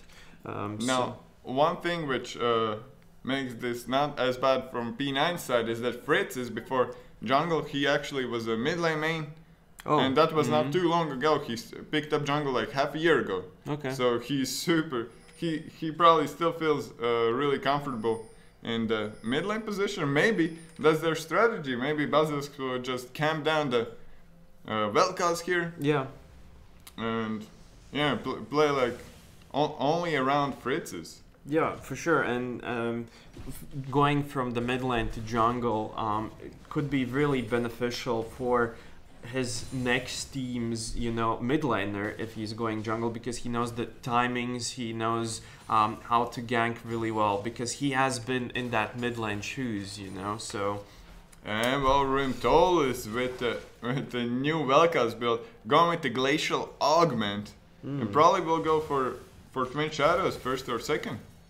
Interesting. So what does that build really offer for Vel'Koz? Well, for Vel'Koz, his passive is super strong. If you get an auto early, well, it also slows down the enemies. Mm-hmm. And when you get an item, the classic is Twin Shadows. When you get an auto, I think before or after Twin Shadows connect, there's a huge slow zone. Oh yeah. And Vel'Koz can just freely hit his spells afterwards. He has a lot of peel in case someone jumps on him. He can just initiate, go like frontline Vel'Koz. That's a good point, yeah. That's a good point. We've seen, how in various games that junglers help set up CC so that Vel'Koz can hit his skill shots there. But if he can kind of get his own CCs like slows, insane slows, which make his skill shots easier to hit, then he can set up himself for solo kills much more And easier, well, yeah. DJ Vetan's not really accustomed to bot lane, taking a lot of damage from that tongue lash already. But well, Klydex is a experienced player.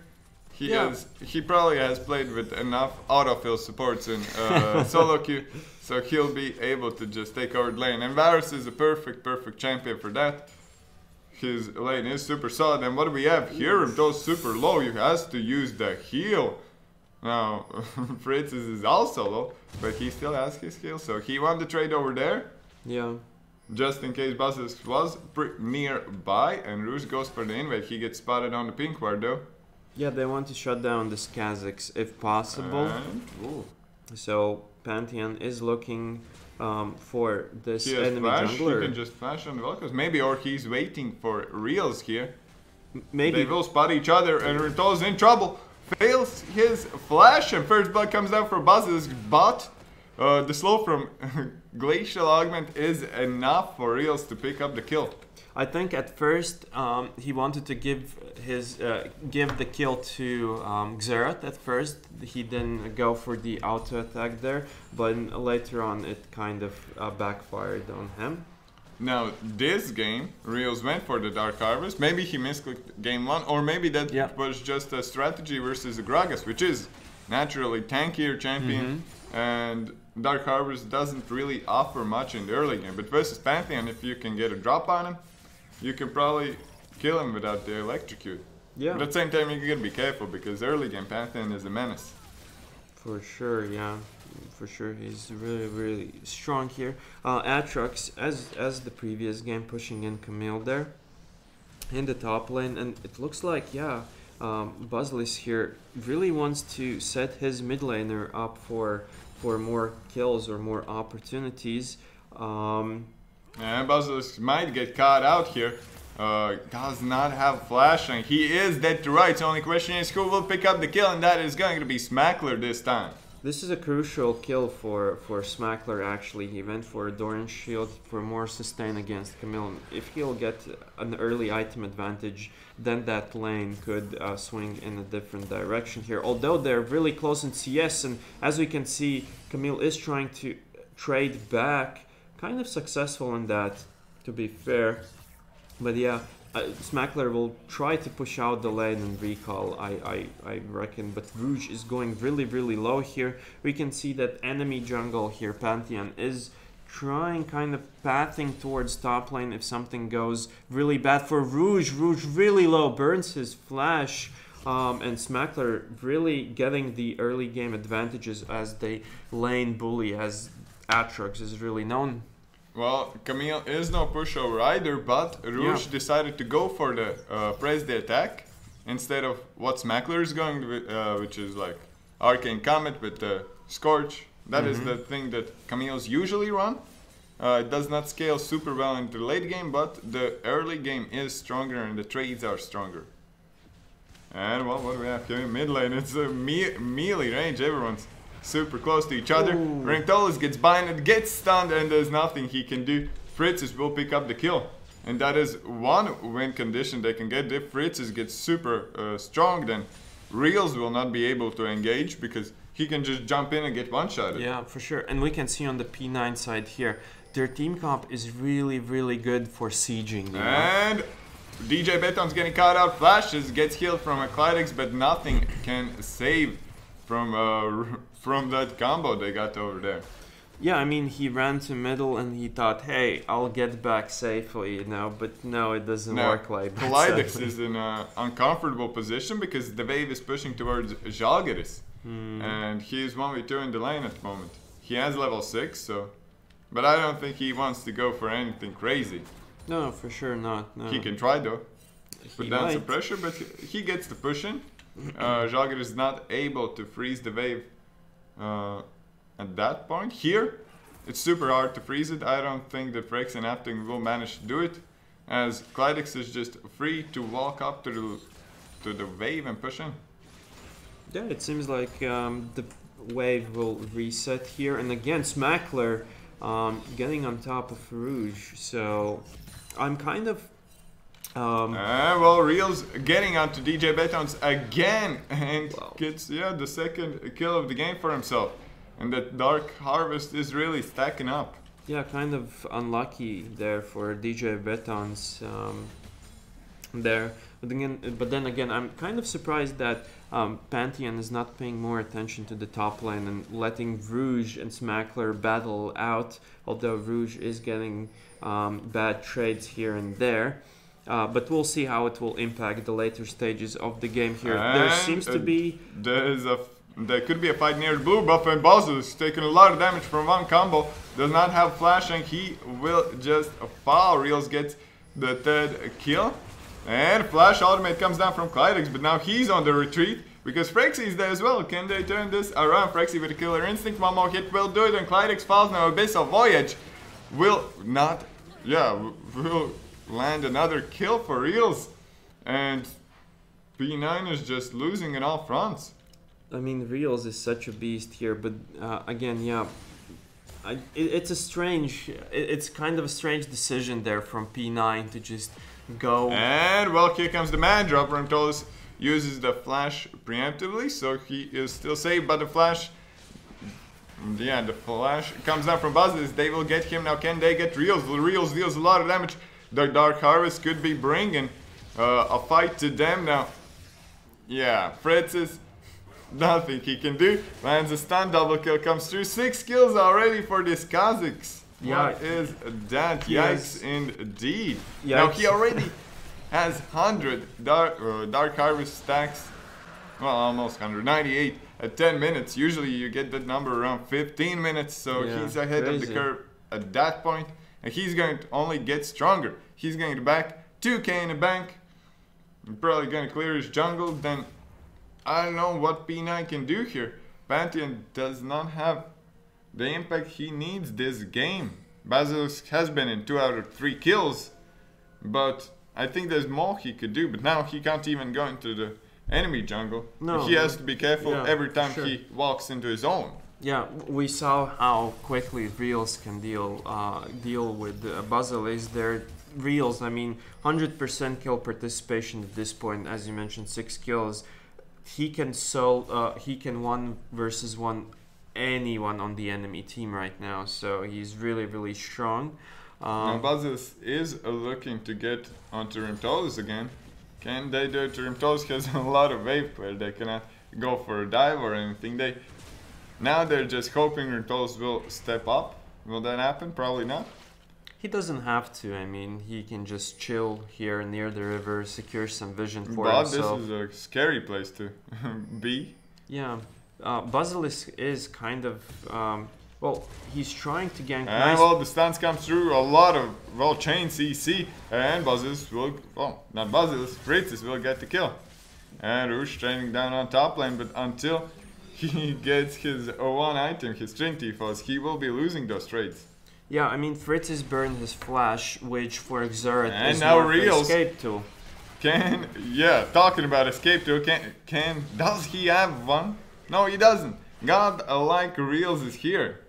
Yeah, exactly. I mean, if Xerath didn't burn his flash the previous time to secure a kill, I mean, which they could have just said, hey, he's staying under the turret, let's gank him later on. Smackler super low, and Rouge gets a kill. Yeah, now Smackler stepping up, did not use his ultimate. Probably that was the last minion before backing, but he greeted it. Greeted the happens. Shouldn't happen though. Shouldn't happen. Yeah, they're staying on par with the CS, like almost 1-for-1 there,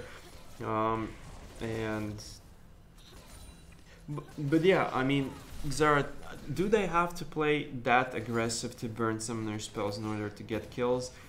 I don't think so, but again... well, Clear Instinct comes down. Reels is here, no man drop. Everyone's stunned with the Chain of Corruptions. Reels will fall, but here is Rimtolis as well. What can they do here? Basilisk will fall from that. DJ Betons dies as well. Now Rouge comes in with the ultimate. Hexacotomatum will pick up Rimtolis. Now it's Frexy versus Rouge. Rouge is on the retreat. Meanwhile, what do we have here? Fritzis is there as well. He will get he will get Opting. Now Frexy just dodging everything. Arcane missiles not landing. And at the end, what was it? It was like 3-4-3 trade. Yeah, it was kind of an equal trade there actually. So none of the teams got really ahead in that team fight. It was back and forth. But Smackler gets like a free reign on top lane to push in. Roosh will miss a lot of minions. Now that was an overzealous dive coming down from Žalgiris. Yeah. They did not think that one through because, yeah, Chain of Corruptions chained everyone up. Mandrop had like a full damage, so pretty unfortunate for Žalgiris. Yeah, and whoever killed Reels there got 900 gold. Yeah, that bounty was on Basilisk. Yeah, so Basilisk on the got- Pantheon. Now Reels is here, Arcane well, the Abyssal Voyage comes down as well, and that's a one-shot. Yeah, that Duskblade. damage, yeah. Duskblade, and it is going to get only stronger with the Dark Harvest. For sure, yeah. I mean, the amount of damage that Kazakhs can deal, it's incredible at this stage of the game. But again, we can see a huge difference in how this game is playing out in comparison to the previous game. 14 minutes in, no turrets are down. We saw the first turret of the previous game go down at 9th minute, you know. So this is more of a equal fight here from both teams. Yeah, sure. Now, Roosh will probably get to a point where he can deal some real damage, but DJ Betons falls down again. Pantheon with a flash stun. Has to be careful himself after tanking a lot of turret shots over there. And Rimtos and Reels is also dead. It seems like they really want to Now, focus the ball line Clydex, here. a little bit too deep, and I would now call this enemy territory. You do not have the rights to go to your tier 1. Now Reels goes in, and Reels, will you fall? Heal comes through. Rimtos saves his jungler, and the first turret. Yeah, here goes the You- first turret. You jinxed it, I think. You Yeah, said like, a oh, little first turret bit. is still alive. What is happening here? 15 minutes in. I mean, they're really focusing on the enemy bot lane here. Going full squad on them 2 times in a row. First team fight didn't work out. Hey, we can do better. They go. The second time, don't see as much of opposition as the previous time here. Interesting play might happen here from Fritz's. A man drop as well from Basilisk. Now Rimtos has flash, but he does not flash in time. And Basilisk, well, if Reels get 9 kills, Basilisk is trying to catch up. Has 4 of his own. Has Dark Harvest as well. Yeah, it looks like he might be going for this Drake, although he doesn't have any team support there. P9 are really focusing this mid lane. Clydex again into trouble. Ooh, two-shot Just now. two-shotted, yeah. Oh, Clydex has not found in this game. He can't do anything on his own. He can't like clear waves on his own. He can't really roam around the map without vision on his own. He really needs some of his team members to protect him at this point. But again, would you protect an 0-5 Varus at this point? That is the question. The question is if you can protect him in the first place. Sure. Now, previously you touched on the Kazakhs is not the best team fighting jungler, Yeah. but if you get to like two-shot it, what can you I do mean, there? it doesn't matter at this point. Now, Yeah. Frexy gets eaten by Opting. Now, Opting is on the retreat. 5 members on the top lane. Teleport comes down for Smackler. What can Smackler do? Here, Rouge will fall. Shutdown comes down and a big knockup from Smackler. Double kill from Reels. Killer Instinct that they're just cleaning the house. That is ace from Žalgiris. Triple kill for Reels. 13 kills for this Kazakhs. What is that? That's just insane. I mean, how they played this out. I mean, at first I think P9 thought, hey, maybe we can catch like Frexy or Afting and get a kill, but it backfired for them so quickly after Smackler hit those knockups one after another. It was like really great to see. But yeah, Kazakh's damage. I mean, he can two-shot anyone, especially when he has the blue buff, lowered cooldowns. He goes in, 1-2, AD carry dead, 1-2, mid laner dead. I mean, there's little that P9 can do at this point. Now after this back, Reels has 3,500 gold in his bank. Well, okay. So that is an item already. Now, even though they took the first turret 7 minutes later than Yeah. the last game, they still got inhib at 17 minutes. Yeah. So that is one consistent thing about this series. Now, sure. I don't know. Reels will just back. He'll get Guardian Angel. Yup, here it is, Mercury Boots. So he is set to finish the game. They get the Rift Herald, and they could just mow down mid lane. It will be really, really hard to kind of deal with Kha'Zix now. As we know, his cooldowns are quite low. So while his Guardian Angel pops, he maybe his jump cooldown even goes off the cooldown there. But again, he's a huge threat that the enemy team kind of don't know how to deal with at this point. Now they just have to clear top wave minions, and the story kind of repeats itself, you know, where joggers can now siege turrets freely and don't see any kind of opposition there. Yeah, and those Rouge turrets. doesn't have the Trinity Force yet, so he is struggling with these super minions. Meanwhile, Žalgiris just sets down to push bot lane. Just a cookie cutter play. And can P9 do something here? They're getting poked down, but Fritz is returning poke as well. One more hit will do it. It misses. Now Reels gets a kill. Gets a double kill. Jumps in with resets. Triple kill for Reels. Now can he get the Penta? The Guardian Angel will be popped by Rouge.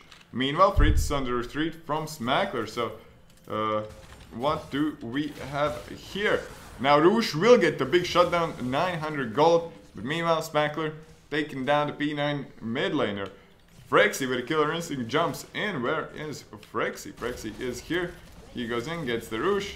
And Žalgiris are just finishing the game. Meanwhile, Rift Curl killing the inhibitor does not matter. And what a stomp, I would say, coming out from Žalgiris too. Sure. Oh, man drop will not really do much here. And yeah, a 2-0 from Žalgiris. Who would have guessed that? Really quick 2 games actually from them, yeah. Crazy. I mean, the second game, yeah, we clearly see the reason why they won, right? Kha'Zix's damage, early kills, like he had 6 kills at, I don't know, 6th minute, you know? So crazy impact on the game from him. And he's a substitute, right? Well, not a substitute. No? He's the new jungler. Oh, I see. He joined like last week. He did not play last week. Maybe they needed more practice with him. But this is a dangerous precedent for all the teams in the BSL, because, well, you look at this, how do you deal with this? They took down P9, which was expected to be one of the strongest teams, and everyone underrated Žalgiris now after this one.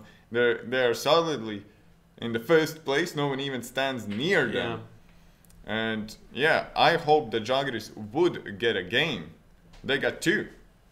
Yeah, for sure. I thought it will be like 1-1 kind of a deal, you know, where one team each will get a win. But yeah, the first game, P9 got a little bit outplayed in the draft phase. A little bit. A little bit outplayed, you know. And the second game, yeah, I think this wasn't the P9's day game, or they wanted to play and perform for sure. But yeah, I mean, can we really... I don't think we should be disappointed, though, in these 2 games. We saw what? We saw Heimerdinger, right? We saw an interesting matchups mid lane, Velkas versus Xerath. We have to give props for Fritzis and... Who was in the mid lane? Fritzis was in the mid lane and Jungle Basilisk. Yeah, their synergy was really great, you know. Pantheon's point and click stun together with Xerath's stun, and that CC chain just kind of threw Rimtolis off guard at some points, right? But the losing side here was that DJ Betons was at support. Yeah. He got caught out a little bit too many times. Yeah, for sure. Well, yeah, probably. Well, I wouldn't say that it's his fault entirely. Rios just camped that bot lane at one point, so it happens sometimes. Sometimes you get those games when you die a little bit more than you should. Yep. And well, this was a treat, but if you want a treat, Today we are having 2 Vault giveaways, and this is the part where the first one is going to go through. Yeah. So we're giving away the first €10 coupon for Vault. So yeah, congratulations to the winner. Now, if you're not the winner now, we're going to play out another €10 Vault credits. So stay tuned. Hashtag Vault. For sure, yeah. And we'll take a short break, after which we'll go in depth for the second matchup of the game, which is going to be Datorpasal versus Toshinori Yagi eSports.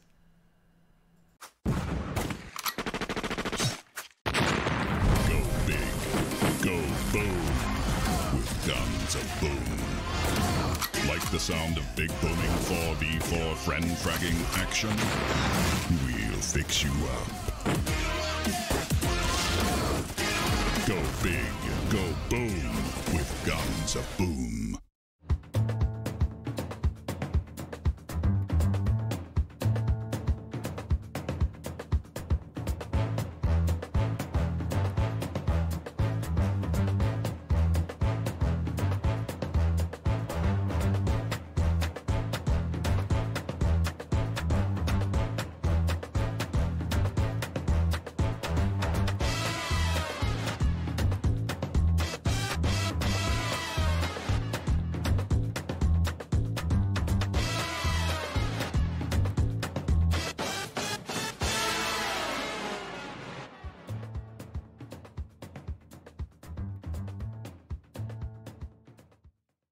Lešik, butik, jau viss ir redzēts.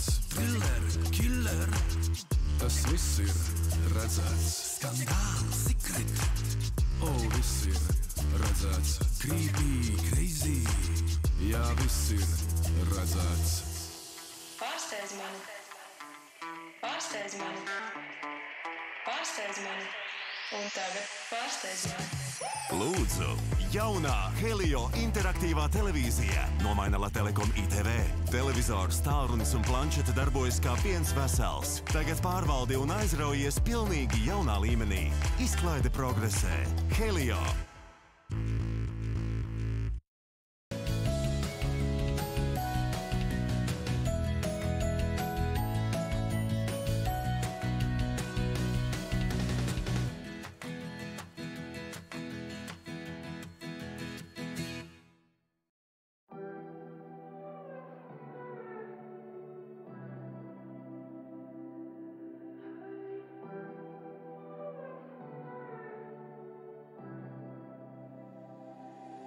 Oh girl, just say something. Oh baby, won't you say something? No running, you got me thinking about the state I'm in. Going back to that place we met. Yeah, I've been feeling lost somewhere deep within. No, I can't turn back, I need that grin, that loving. You say you want it, baby, take this in. You're feeling spent, but I know you want it, I know you want it. Oh girl, you know what I've been through. I don't know if I can do this on my own, no. Oh baby, tell me what to do. I don't know if I can do this on my own, no. I've been drinking, think I'm faded way too much, don't think I'll make this on my own, no. Well fuck it, I'm just saying I don't know if I can go through this alone.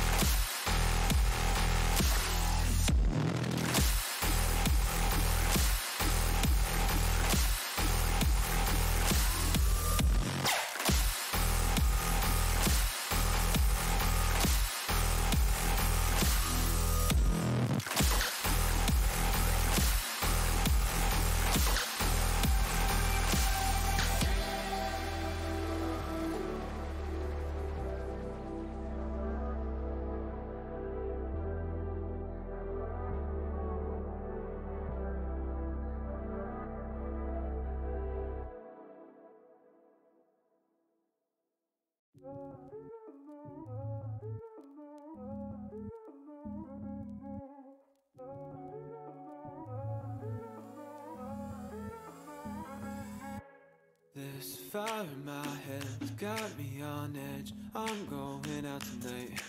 Faded on a thread, don't know what's next. I wanna feel alive. I kissed a stranger in a white dress. She put a crown on top of my head. Said every king needs a queen in his bed. I said, hey girl, I'd like to stay here for a while, just you and I. Far from the places we can't get away from. She said, hey boy, I like your style. I'll let you play me for a while. Play me till the sun rises. Play me like a violin.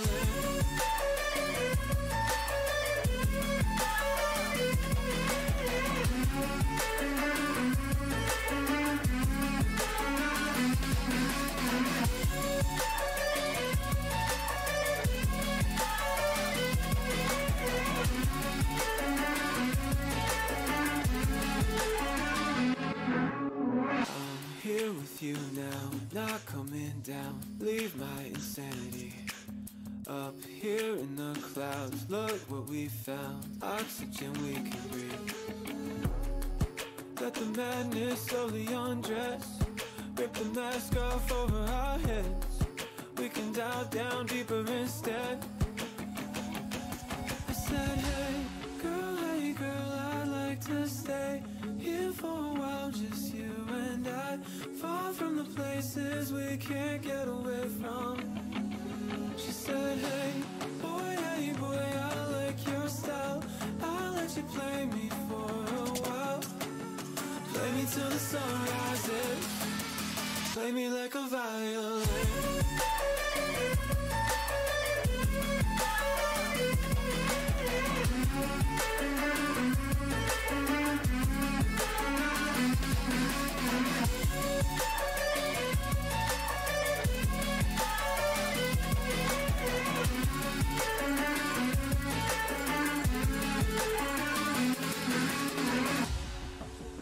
Play me till the sun rises. Play me till your hands give in. Play me like a violin. Play me till the sun rises. Play me till you can't hide it. Play me like a violin. Play me till the sun rises. Play me till your hands give in. Play me like a violin. Play me till the sun rises. Play me till you can't hide it. Play me like a violin.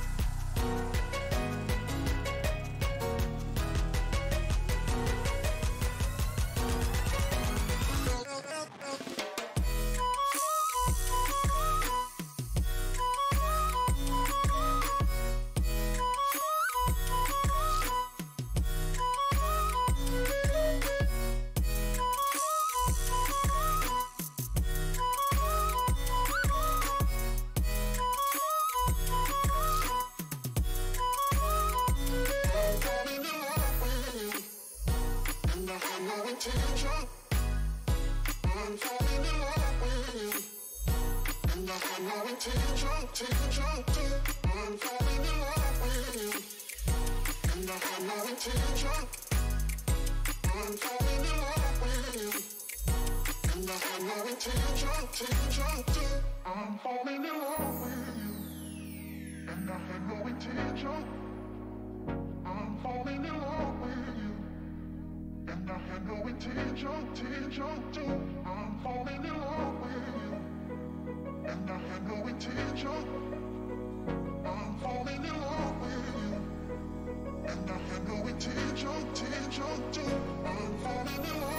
you, and I had no intention.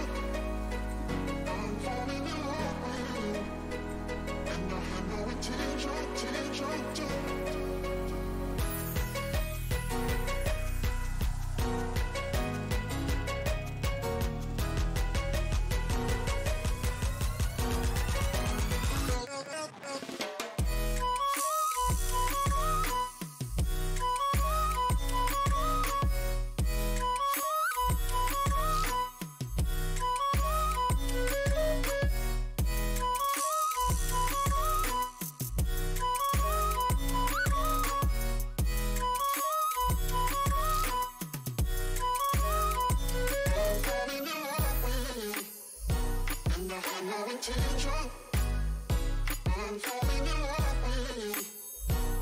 had no intention to I'm falling in love with you, and I had no intention. I'm falling in love with you, and I had no intention to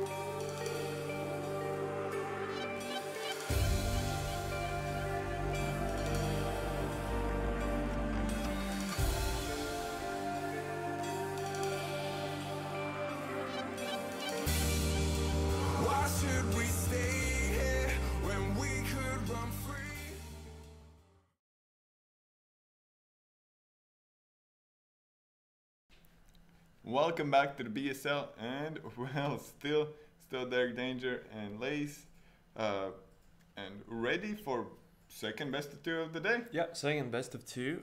Pretty interesting. Again, Toshinori Yagi are the newcomers to this league so far. There have been a couple roster changes, right? So yeah, who did swap? for Dator Passau, it's going to be pretty spicy for these two games. Now, they have decided to try out the new top laner. It's going to be a flightless bird taking down top lane. Now, I don't know how this is going to go. I know he's like a strong player, D1, I think. And well, let's see if they have more success than with him rather than with GOEXANIMO. Now, given that flightless bird is not from Latvia, he's from Poland, so there might be some communication issues. Sure, but he could bring some new energy to the team. But for this best of two, Dator Passau still has more than that. They have a flightless bird, which previously was taken, well, the top lane was taken by GOEXANIMO. Now jungle, Homeless Master, mid lane facing, that's all standard. But now bot lane is going to be Mata, which is the jungler. He's going to be AD carry, and the support will be Zub.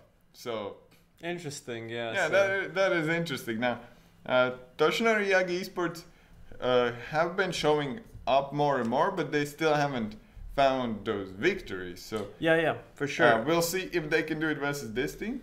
Now they have showed a lot of strength, but we need to see if they can capitalize on like dismantle team. Yeah, for sure. I mean, Toshinori Yagi, to be fair, they, as you mentioned, they are playing better and better every single time. But again, on the Dator Passau side, I guess this is the right opportunity for them to try new players, to kind of try new strategies, see what works for them best against a team which hasn't been performing as well, but again might be a wild card in the upcoming games. So yeah. So more about the rosters for Toshinori Yagi eSports. We got what we have here. We got Bandicat in the top lane, Cinderis in the jungle, mid lane Mantasa, and bot lane Elvinus and Tyrrhenia. Yeah, we've seen Elvinus and Tyrrhenia being a solid bottom lane, being often targeted in a ban and pick phase, and also targeted by an enemy jungle, as they, despite like giving up couple kills here and there, they have been solid in the lane in terms of CS and pressure and everything. So and well, for Dator Passau, the correct name for top laner would be Caller, rather Flightless Bird. You'll see Flightless Bird in game, but he's going to be referred as Caller. So jungle, Homeless Master, mid lane facing, bot lane Mata and Zub. And if you would ask me predictions, I have no clue what's going to happen.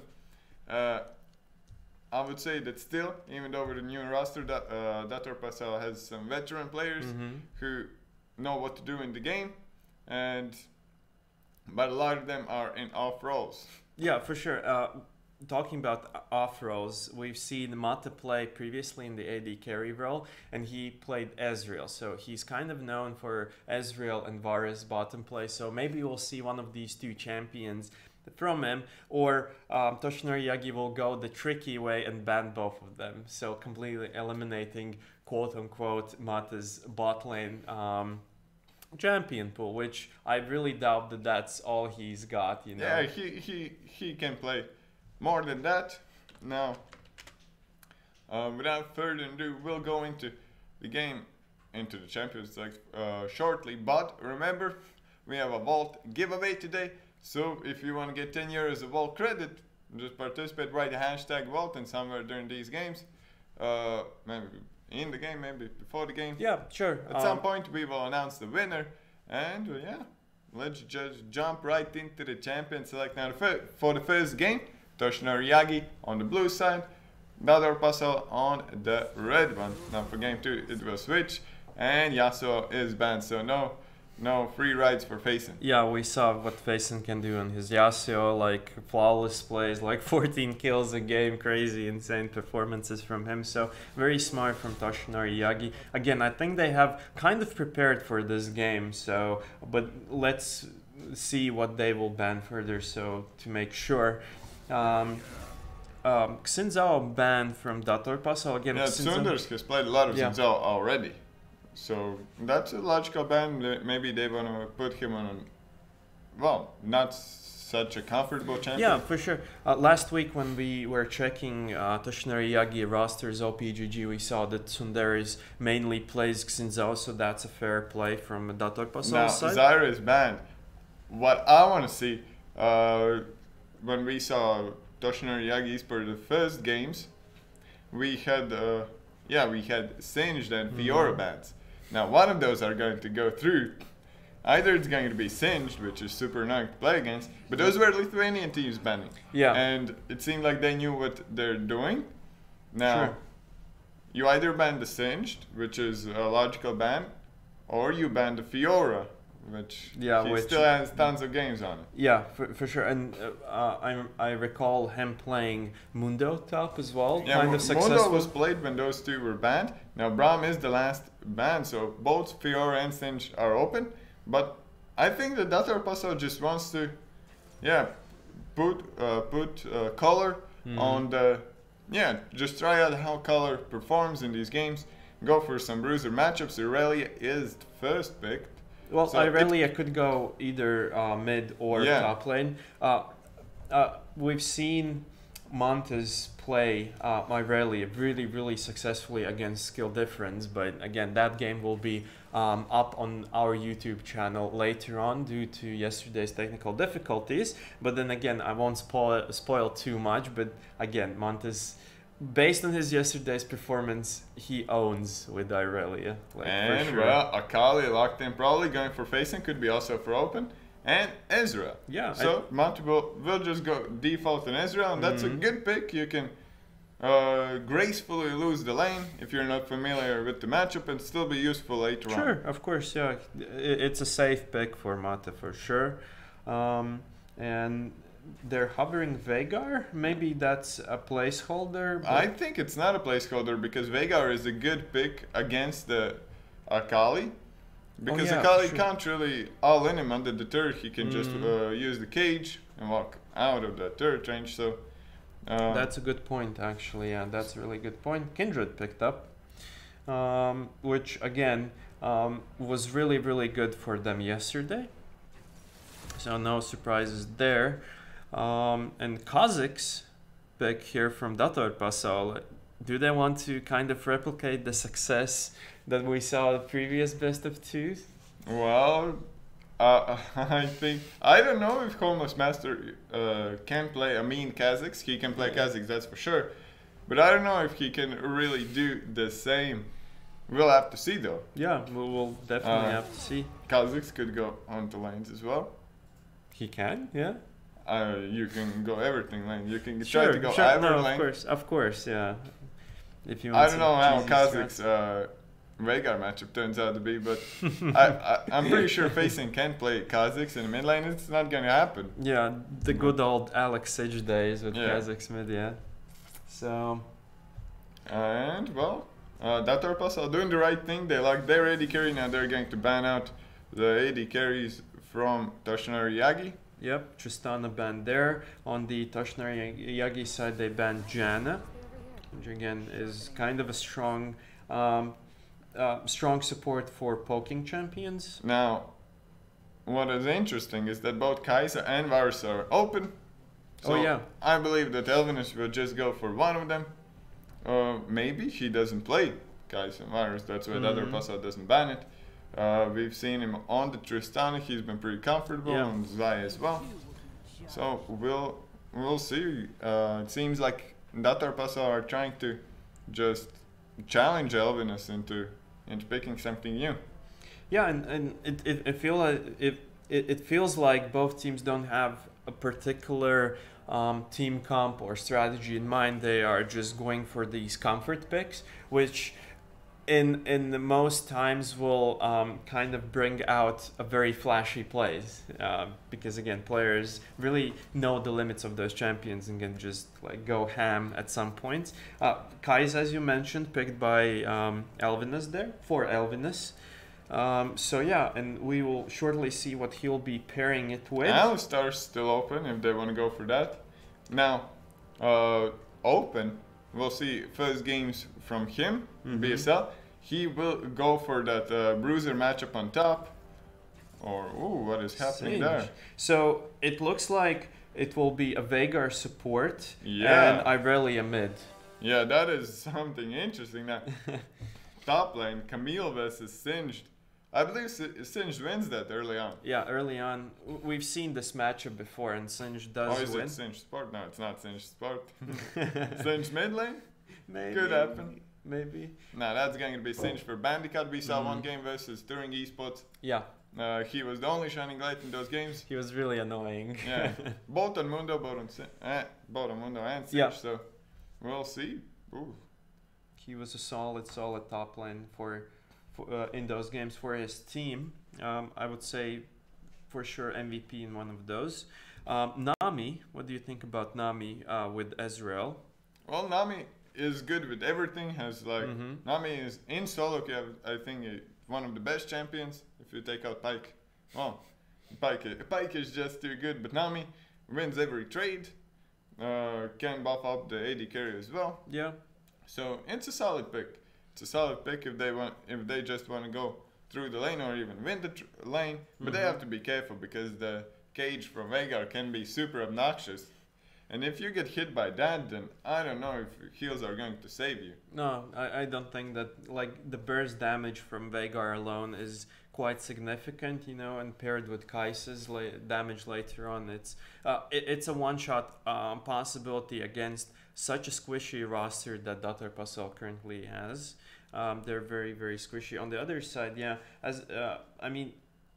I think the matchup to watch is Irelia versus Akali. We saw Montes play again, as I mentioned, with Irelia, and he could actually be on par with Faison's Akali, although we've seen Faison kind of, Assassins is his thing, you know. Assassin Champions is his bread and butter in this game, for sure. Yeah, I really like that Montes went for the skill matchup in mid lane versus Akali. And jungle also, I would say, it's like a skill matchup because whichever jungler starts snowballing, the other jungler can't really stop him at any rate. Now Kindred Ultimate could come into play at some point of the game, but yeah, so far seems like an interesting draft, like stylistic differences on each side. Lattelecom going more for the 1-3-1 comp with Camille Akali on the side lanes trying to be unstoppable. And Toshinari Yagi just goes for, I would say, like pushing enemies out of their comfort zones. Oh yeah, with the Singe. If you don't know how to deal with Singe, it's super hard. Singe will be pushing most of the time. Irelia mid as well. One misstep and you're dead completely. Nothing you can do there. Bot lane versus Veigar. I don't know how. I really hope this Veigar turns up. Yeah, for sure. So, and if he will turn up, we'll see in a short while. Players are loading in. So we'll take a break, after which the first game between Toshinari Yagi vs Lattelecom will take place. Go big, go boom, with guns of boom. Like the sound of big booming 4v4 friend fragging action? We'll fix you up. Go big, go boom, with guns of boom.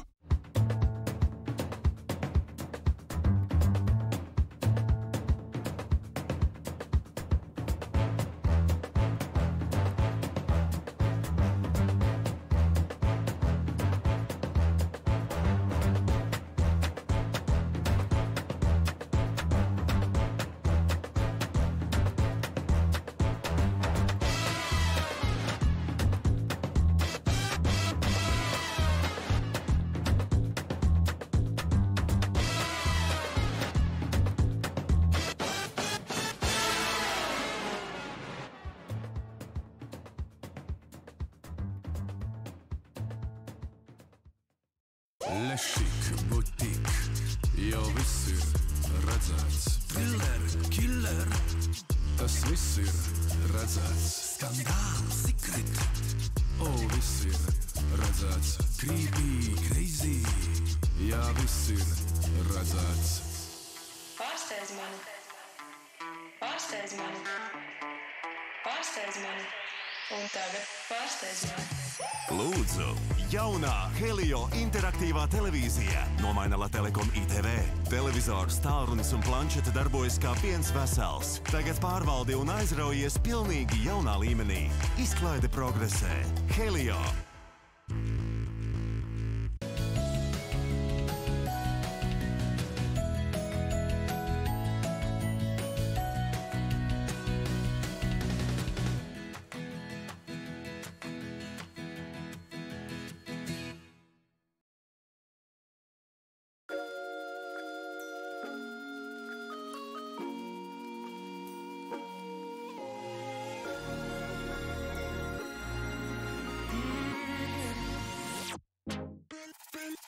Bending over backwards, twisting off the wrapper, just to see what's underneath. Oh, dirty little Cupid, she made me do cute shit. Baby, having fun with me, but I don't mind, don't mind, don't mind, don't mind for you.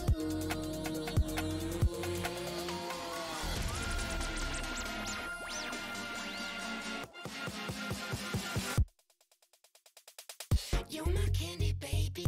You're my trick or treat. You're my chocolate with a little something in between. You're my candy, baby. Crave you all the time. 100 flavors, you're the only one I wanna try. You're my candy, baby. You're my trick or treat. You're my chocolate with a little something in between. You're my candy, baby. Crave you all the time. 100 flavors, you're the only one I wanna try. This ain't what it seems, girl. You're my little teen, girl. Knocking at your door, I want the candy Halloween, girl. It was nice to eat you. I mean, it's nice to meet you.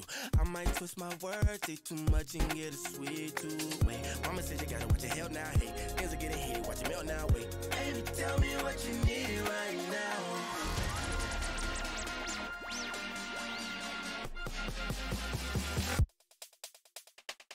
You're my candy, baby. You're my trick or treat. You're my chocolate with a little something in between.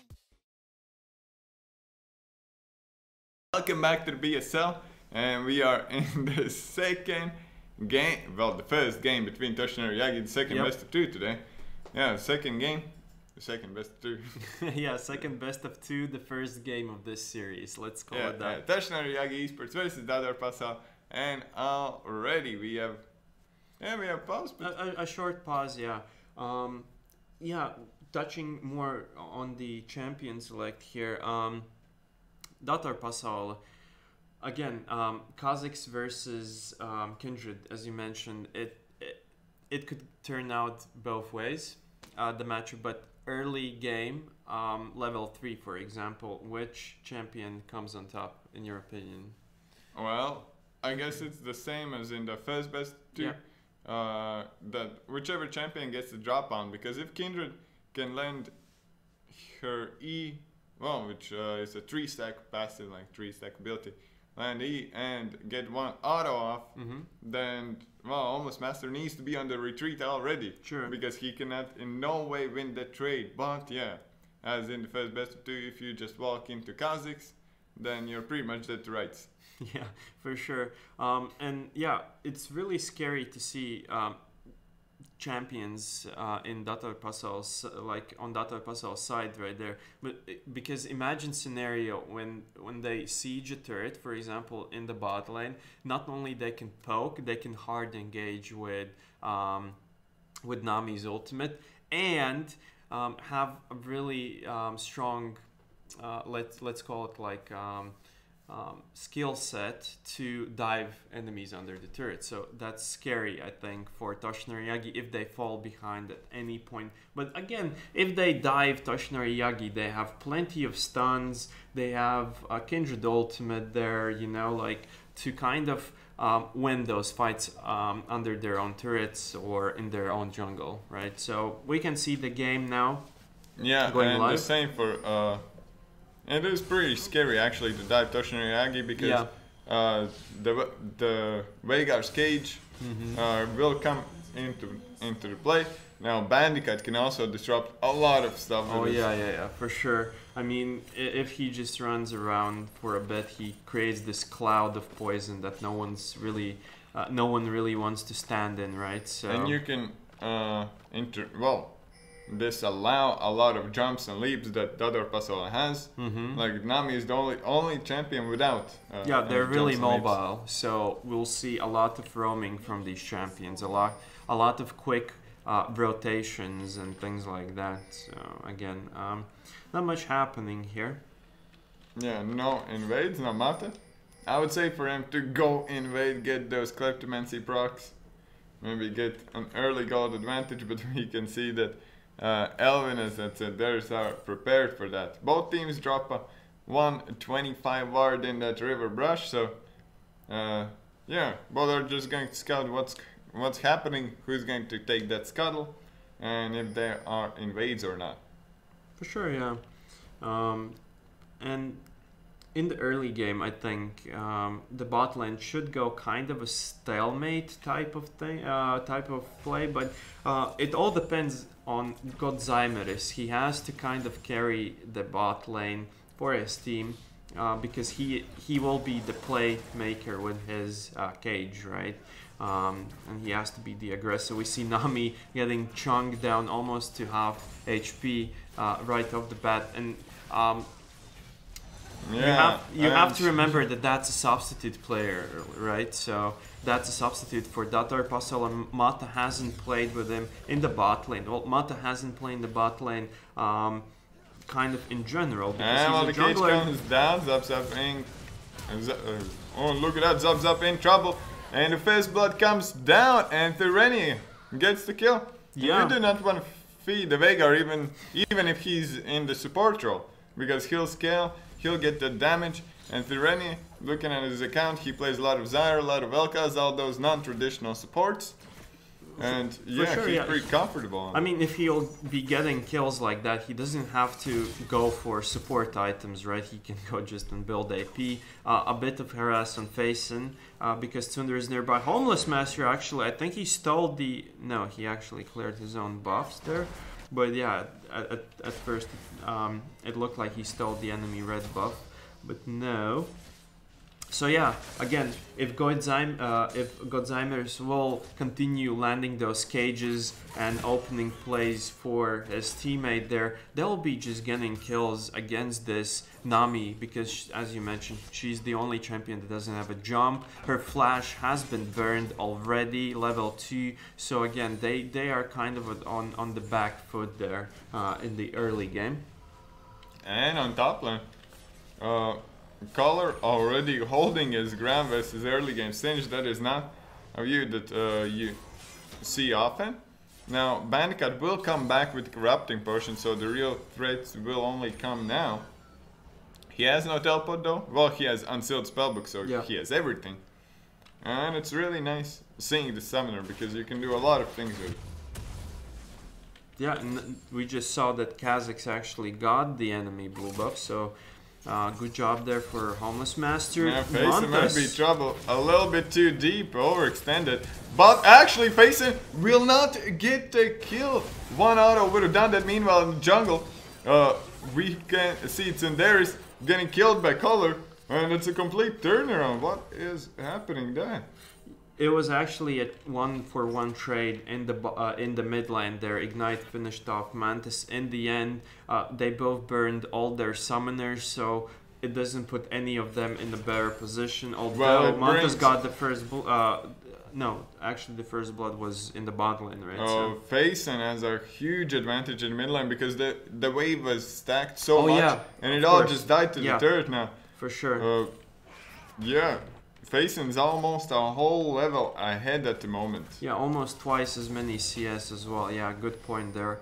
Good point. Montes lost a lot of CS after that exchange, unfortunately for him. But yeah, props to him for playing as aggressive as he is playing with his Irelia against such a player as Faison. No. Not afraid to go into his space, do some flashy plays there. Bot lane going again very equal, although. And what happened there? Oh, Color getting a solo kill onto Singe. Wow. Okay, so again, Bandicoot, I think he can go out of this lane without dying a single time, but I think he just kind of overstepped there, played a bit more aggressive or greedy as he should have. But 2 kills on Camille is kind of scary, so he won't be able to proxy or put as much pressure on the top lane as he should be able to. Monster nicely dodging everything. Yeah. We've been throwing them. And goes even in CS, so that's a nice thing. Israel always a good pickup versus non-traditional lanes, I would say, because Israel does not care what he's up against. I think Ezreal is like the most flexible champion in the League of Legends, period. Like, he can do so much different things, and his skill set is, I mean... Well, what about Kale? Kale can do it. Sure. Kale can do everything. Kale doesn't have a global ultimate, for example, although she has a very nice ultimate, but yeah, and Kale's range isn't as large as Ezreal's, but in terms of roles, yeah, Kale can do everything, that's for sure. Well, Ezreal was last year played a lot in the jungle. Yep. So he's seen that. He's seen mid lane play. He's maybe not top. I don't know. I haven't seen like full on tank Israel's. Yeah. But could happen. Could happen. And support Israel can be played also. You just take Kleptomans and poke everyone down, then get your items. But yeah, ADC Israel the best because you actually get the last hit. Yeah, even if he can play in any role. And so there's getting caught out by Almost Master. Still level 5 now. Stealth comes in, Faison assists him, and Faison, well, for his trouble. Yeah. For his trouble, gets a kill. That's actually really good for Faison, though. Him getting the kill there. Again, just one step ahead of his opponent there. So Montes, I mean, he's playing okay. Trying to outrate here, but getting ganked, and Almost Master gets a kill. Now that is a dangerous precedent, especially because Almost Master's still full HP. He's still looking to ruin Tsundere's day. We'll pick up the Skull Crab. And top lane as well, look at that open, just fighting and denying Singed as much as possible. If you cannot do what you want as Singed, then it's pretty hard playing the game. Yeah, for sure. And now Singed is getting a gank. He does have heal and Ghost, so a lot of movement speed, but you cannot run out of the Hextech ultimatum. That's it, Almost Master with second kill of the game for himself. Yeah, we can see a really nice pattern here for Kazakh's players, leaving a lot of early game impact here. In the previous series and in this series, we were kind of debating before this game whether Homeless Master will live up to today's Kazakh's hype, and he is currently doing really, really well for his team. Currently 4 kills out of 6, so about 66% kill participation for him, which is really good as a jungler. Well, it's 67. Well, yeah, if you round up, yeah. So, let's see. Mata still farming bot lane. A small CS advantage. Has a tier, has Sheen, so now is probably, for Israel, the strongest part in the lane. If you can hit those arcane shots, and well, that almost hit. And with Nami, it's also good, even more damage. For sure, and it slows the enemy as well. Yeah, it slows the enemy. Faison, getting third kill of the game. Not even close, Ignite procs down still at like 15% HP. And one thing about Veigar's support is that he has no sustain in opposed to Nami. Nami can just heal up. And now Mata, in trouble, will just get one-shotted now. Through any of it, the ultimate deleting. But what we have here, Homeless Master wants some kills, but Tsundere's right behind him. And Kai'Sa is still alive, used the killer instinct, and now Kindred Spite comes in. Kai'Sa will survive. Homeless Master flashes away, the cage barely misses, but here comes Faison. And Faison getting pulled down. Tyranny dealing a ton of damage. Will jump in. The shot comes through. Can they get the resets? Homeless Master gets, killing spree right now. And oh, what an extended fight. But Bandicoot's also here. So everyone is joining the action. The flash play comes through. And flash playing rather, facing stun. One more hit will do the poison. Drops him.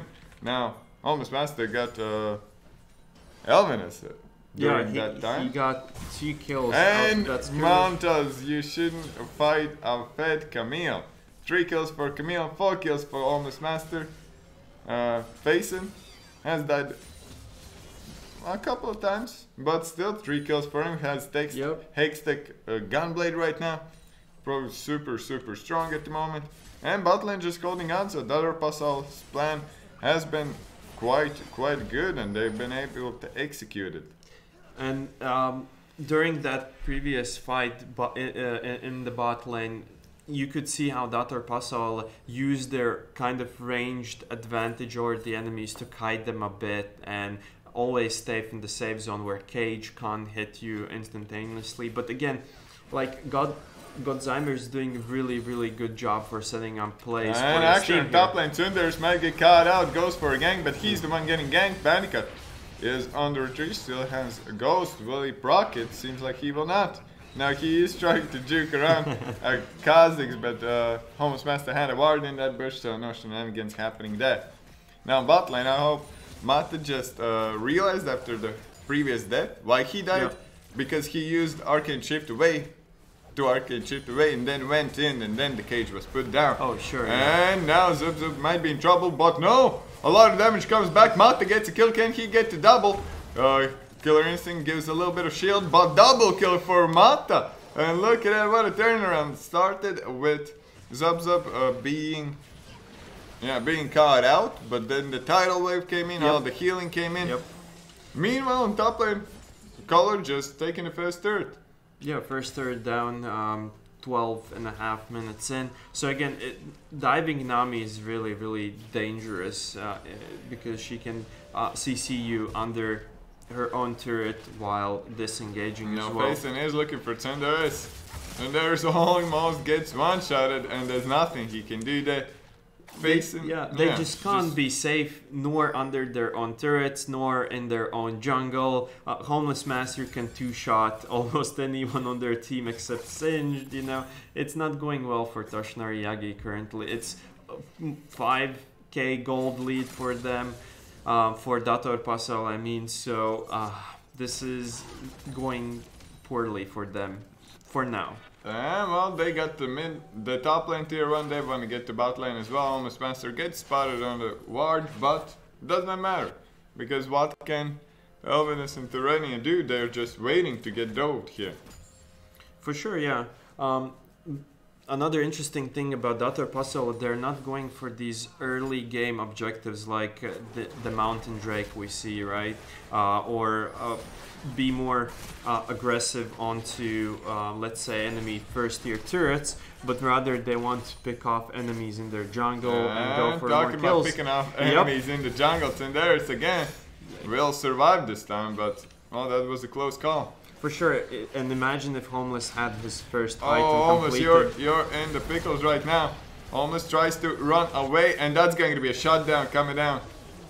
Meanwhile, Mata getting a kill on Tyrannia. Mata once more. Has the Mana Moon. Now Kindred's ultimate comes down. A couple more hits on the Mana will do it. But Ignite comes through and they trade each other. Mantas will pick up Zub. Oh, really? No, look at that. The stopwatch came through and he flashes over the wall. I did not expect that, and he has a lot of movement speed. The stun will not hit. Mantas even used his flash, and what a series of plays we got here. Yeah, no kill for him. I just realized that I was calling Tyrannia Godzheimer this whole game, so sorry for that. I'll correct my mistakes, but it looks like Faison will be able to take the first tier turret in the mid lane here. If we look at the level differences, so Galler here 2 levels ahead of his enemy, and like you can see the difference there, why he can stand alone against Singe there. Faison 2v2 in the enemy jungle.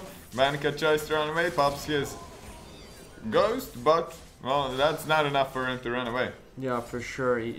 When that gunblade is popped, there's nothing he can do, nor he can run away.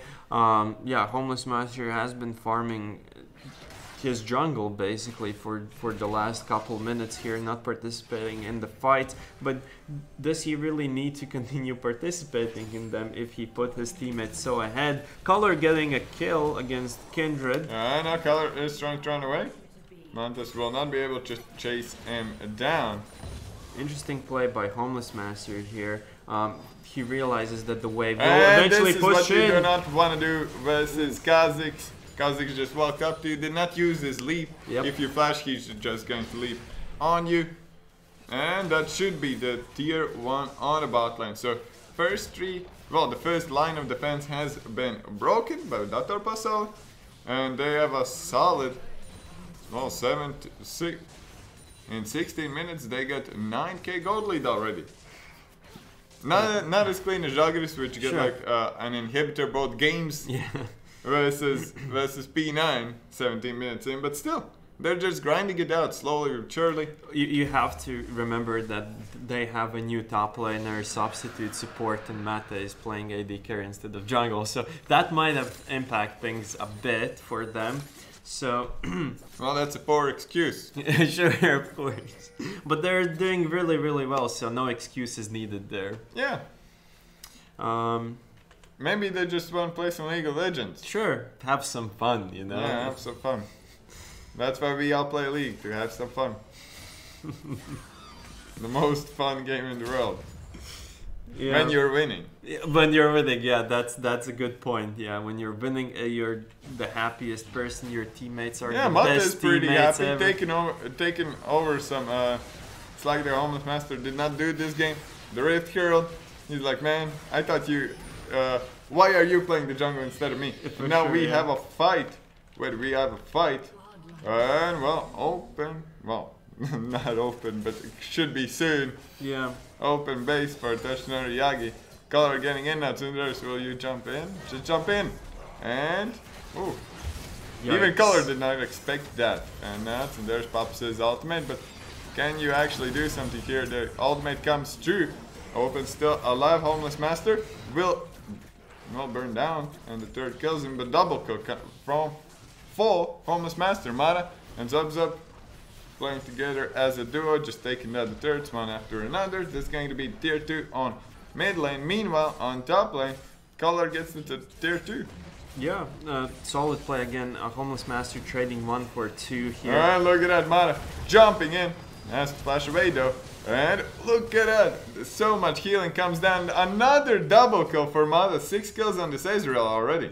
This will ramp up his damage even more, but such an aggressive play where he actually riftwalked into the cage there of Veigar, so not riftwalk, but arcane shifted into the cage.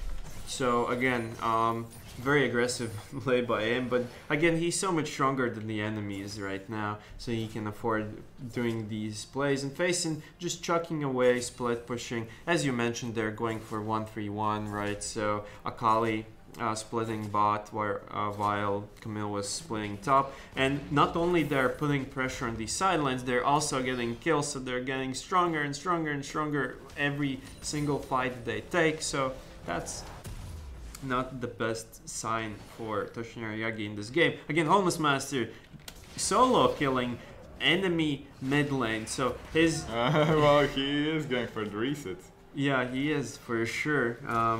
Now, yeah, Lattelecom took the tier 1s, then they took the tier 2s. Now, what do you think what's gonna happen next? They have the Rift Herald. Yeah, they have the Rift Herald, which they have to use in the next 10 seconds, I think. Or did they deploy it already? Well, it's still halfway till that, if my eyes are correct. I hope they are. Yeah. But, yeah, they still have like a minute or something. No, yeah, I thought minutes. For some reason thought Rift Herald disappears, the item disappears as soon as Baron spawns. But yeah, I wasn't correct on that. But I think the next logical part for Dator Puzzle will be to just group up, take Baron, and finish the game, right? So no need to overextend. Well, if they want, they can look at talking about overextending Mantis. You're in your base, and that is a little bit too far. But Almost Master gets CC lag, gets playing back into the third, and Elvinus gets the kill. And Elvinus is going for the AP AP version of Kaisa. Yep. So he's going to go online a little bit sooner, but not much of like consistent damage, only like burst damage. Yeah, keep in mind that they were just fighting 3 versus 5 as Payson was pushing top lane, and obviously Homeless Master wasn't alive there. But yeah, they are able to kind of fight equally, being 2 men down in these fights, which is huge for them in terms of the same pressure and things like that. So again, Mata just they're trying to push all the waves in and look for these opportunities where they'll be able to pick someone off. As soon as they get, for example, Mantis or Elvinas, they'll be able to take down enemy base for sure, like inhibitors and things like that. And we can see, the Herald going down in the mid lane. So they will be sieging the mid lane now, or going for the Baron. Yeah, they will just go for the Baron. Meanwhile, Color will try to hold them out for as long as possible. Be the goalkeeper here. Sure, the gatekeeper. Now playing 1v5. And still coming out on top, taking the jungle, so he does not care. He has 2 items finished, went for the Ravenous Hydra, so he can just heal up for everything. And that is what happens versus Singe. Yeah, that was an interesting interaction here. Has to flash over the wall. Sure, but his team comes is here. But the team is up. No mana though. So, the Color will fall. No, Almost Master super low. Payson is trying to clean up, and theirs will fall. Now, can he get anything else? Mantis. Mantis uses the ultimate on the wrong side, but it does not matter. Another shutdown.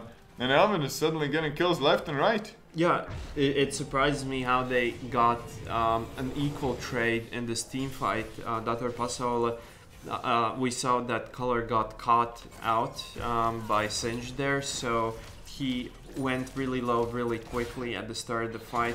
And they didn't just group up in time where Dator Puzzle tried to actually flank the enemies. We saw them roaming through the enemy jungle to kind of surprise them, quote unquote, but it wasn't a surprise because that side of the jungle is warded. Now, with Camille and the Singe zone where you cannot use any dashes and stuff. Oh, yeah. The interaction is weird because even if you're in it, you can just cast the hook shot to the wall, and you will pull yourself to the wall. But if you're at the wall and then the zone is on you, you cannot use the second jump. Oh, I see. Yeah. So you're just stuck there, right? So without any abilities. Okay. So I don't know. I don't know if Color knew this. That's not a thing. Everyone knows the same thing is like you can jump out of Malzakar's ultimate with your hook shot. And well, look at that. Homeless Master and Color comes in. Now let's see if they can get something. One more hit would do it. Now Color will get the kill onto Elvinus, but will fall for his sins. Bandicoot super low. And Manta's cleaning up, getting a kill of his own. From the side, Mata just goes in 1v2 backline. And Veigar ultimate is not going to do much. Now let's see Payson. Yeah, Payson together with Zub and Mata cleans up. Only Tyranny alive. They started this fight 2 versus 4, right? So I think it's safe to say that this game is over. But they started the fight 2 versus 4, and at the beginning, Toshinori Yagi thought, hey, we can actually fight this fight. But did they realize that the rest of the team was still coming to help there? But again, the interesting part here, seeing Veigar support, is when you see Tyrania put an ultimate on someone, you usually see someone die instantly, but now you see just like, but it was like 1/10 of the health gone, you know. On the full HP. Yeah. So what are your thoughts on this game in general? I don't know. It seemed like the start was pretty good from Toshner Yagi. Yeah.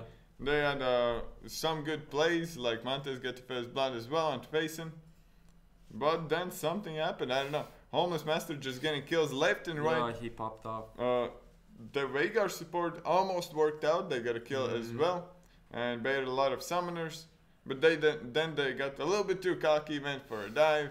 And from then on, I don't know, it seemed like Mate got a double kill every like 2 or 3 minutes. Every single skirmish he got a double kill and cleaned up everything. So Matas Ezreal is really clean. So maybe the enemy team will opt for a ban there. Maybe not, I don't know. What else is really concerning is that, concerning for Toshinar Yagi, that Bandicat was not able to really stand his ground against the Camille on his comfort pick. So I don't know, maybe for color Camille is his play champion. I haven't checked that out. Probably should.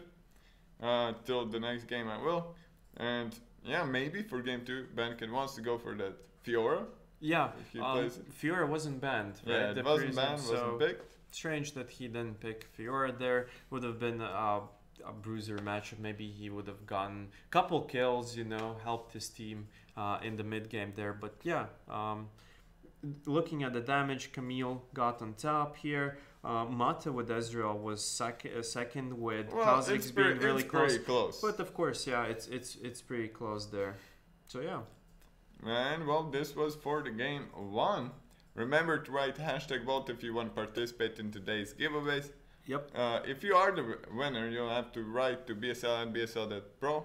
Yep, more information. You'll receive more information as soon as you'll win. So no worries about that. Again, yeah, it's almost 2 o'clock now. So again, lunchtime. It's pretty much lunchtime.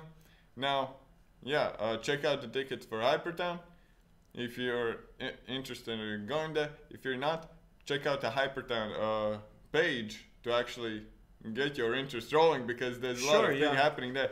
A lot of hype videos from the first season from Riga's HyperTown. So yeah, if you're not sure yet, look it up. It might spark your interest or even hype you up if you already have the interest. Yeah, and today's the last day you can get the early bird ticket, which is cheaper than the next tickets that will come. So stay tuned for that. If you're really interested, then just go for it and have a good time at the event. Yeah. We'll see you there. Probably. We'll see you there.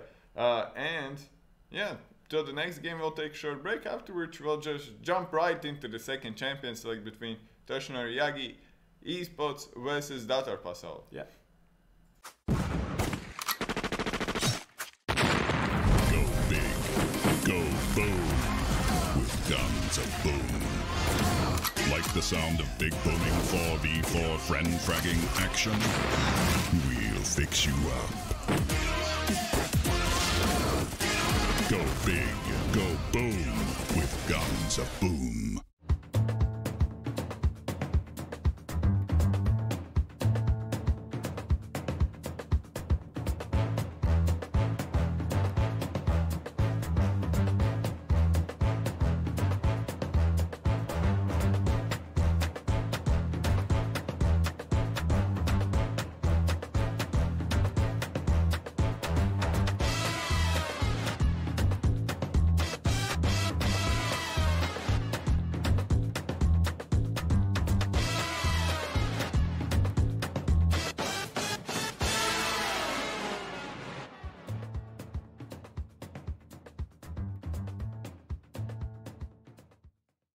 Lešik, butik, jau viss ir redzēts. Thriller, killer, tas viss ir redzēts. Skandāls, secret, viss ir redzēts. Creepy, crazy, jā, viss ir redzēts. Pārsteidz mani. Pārsteidz mani. Pārsteidz mani. Un tagad pārsteidz mani. Lūdzu, jaunā Helio interaktīvā televīzija nomaina Lattelecom ITV. Televizors, tālrunis un planšete darbojas kā viens vesels. Tagad pārvaldi un aizraujies pilnīgi jaunā līmenī. Izklaide progresē. Helio.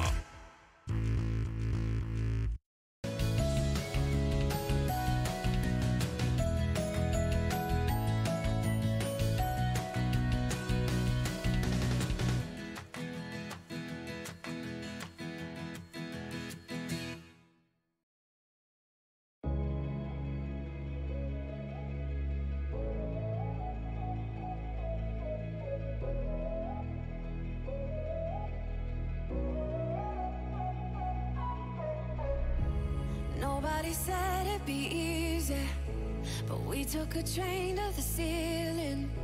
And I'm high on all of my feelings. Don't wake me up from the stream. I bought a one-way ticket to space. Let's get out of here. I heard you, but it's nice this time of year. Out in the wild, find our eating. Let's stay a while, never leaving. Sound the alarm in my heart.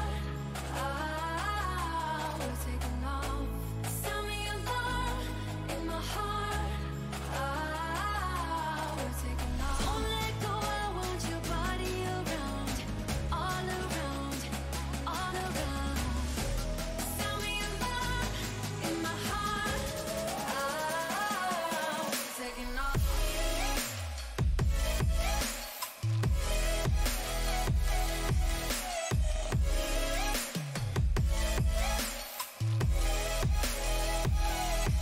Taking off.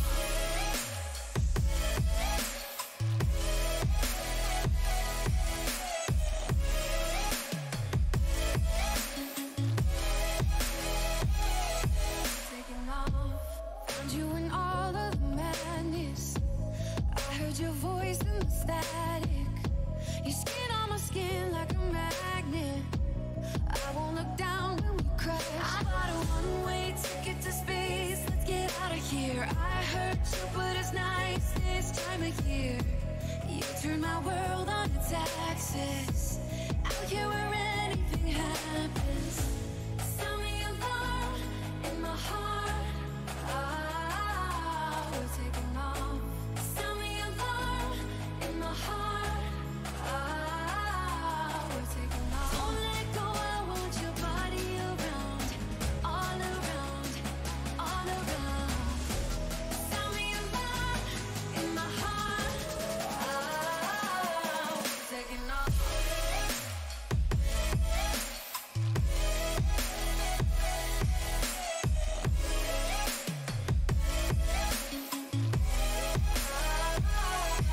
Taking off.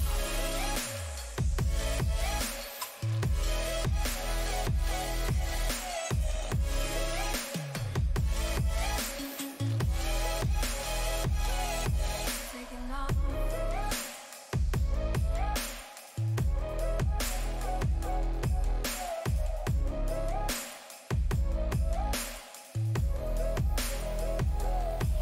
Taking off.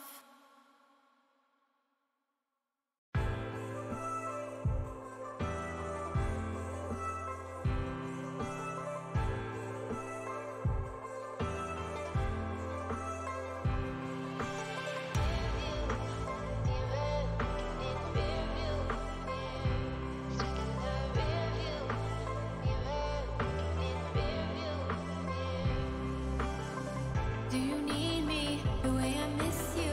'Cause I can barely. You're the one I can't deny. I wanna take you sky.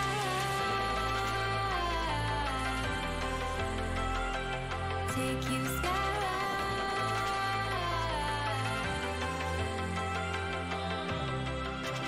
Review, you had in the review. Me stuck in the review. You had in the review.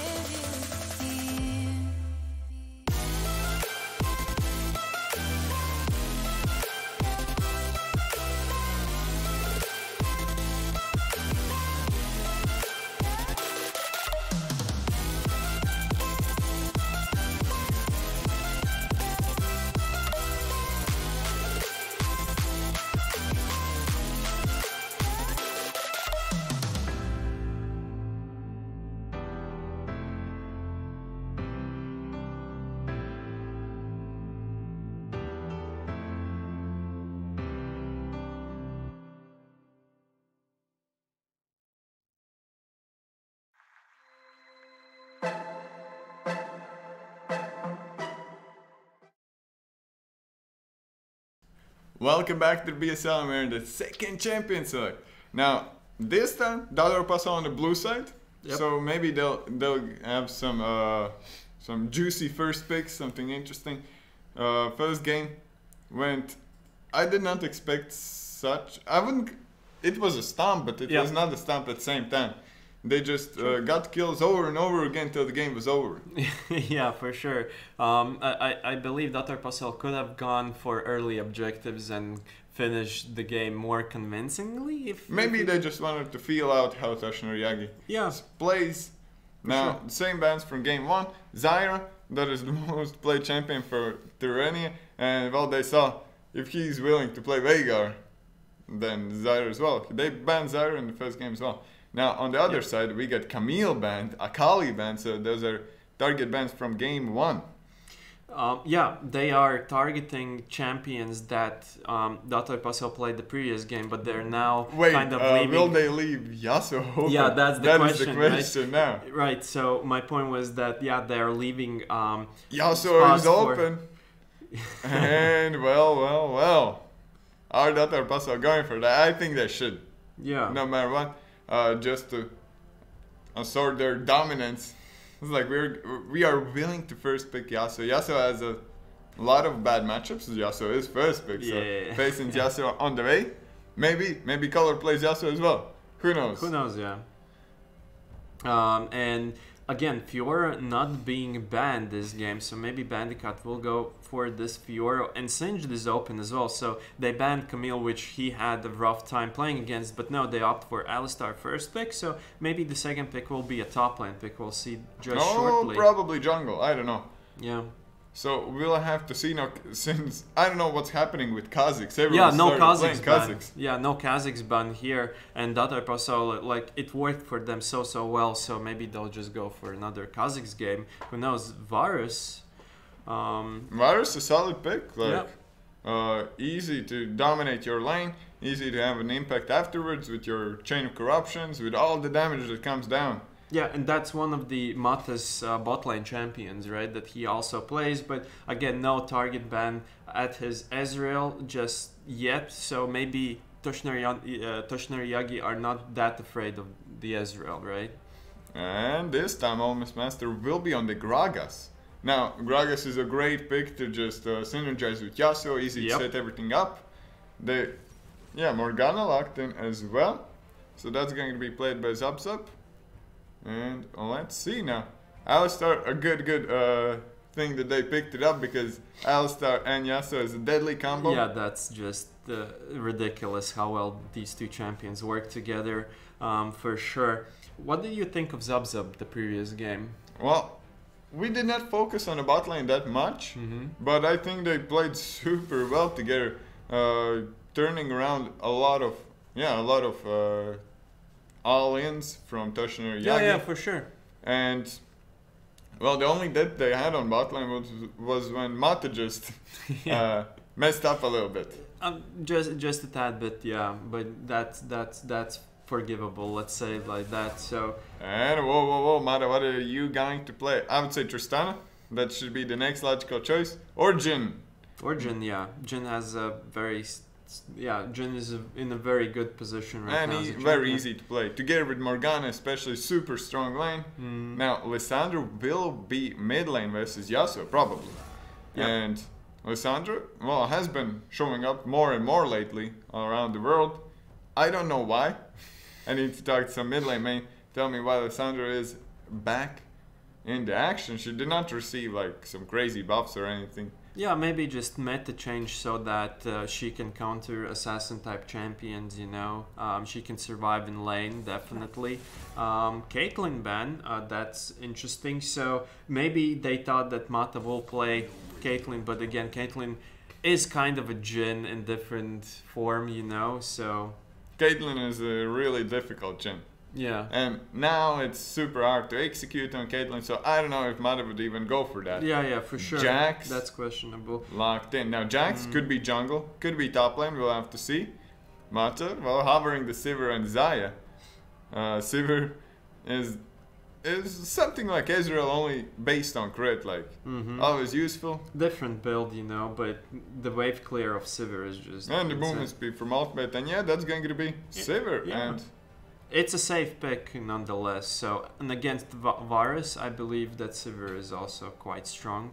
She can deny Varus's poke a bit in the lane and kind of just shove the wave. If Varus goes to poke with his abilities, you just throw down spell shot and then you can push in the wave indefinitely. Yeah. And together with Morgana, you cannot outpush Sivir Morgana lane no matter who you are. Yep. And you already have a tank support. So yeah, that seems pretty grim. Yep. And well, what do we have here? Dr. Mundo is going to be Cho'Gath in the top lane. Interesting. And on the other side, what is that Teemo? Fiora. It's Fiora. And that is Finally. Fiora, so finally we'll see Bandicoot on the Fiora. Yeah. Haven't seen him on Fiora yet, and it's kind of a PogChamp moment, you know, for this player to play his significant, like his champion. It would be similar to Tsundere's getting, for example, Xinzao or Tharenia getting Zyra, you know. So it will be interesting to see how much impact his Fiora can leave on the game in general. So yeah. What do you think of the picks right now? Now with the last pick, Fiora, that could be spicy. Now, I still don't know how the mid lane is going to pan out because mid lane is the most worrying lane this time. Yep. We saw that they had back and forth in the first game, but then Faison was able to take over that position. Bot lane, nothing will happen there. Sivir and Morgana will push in, and well, if Mana has.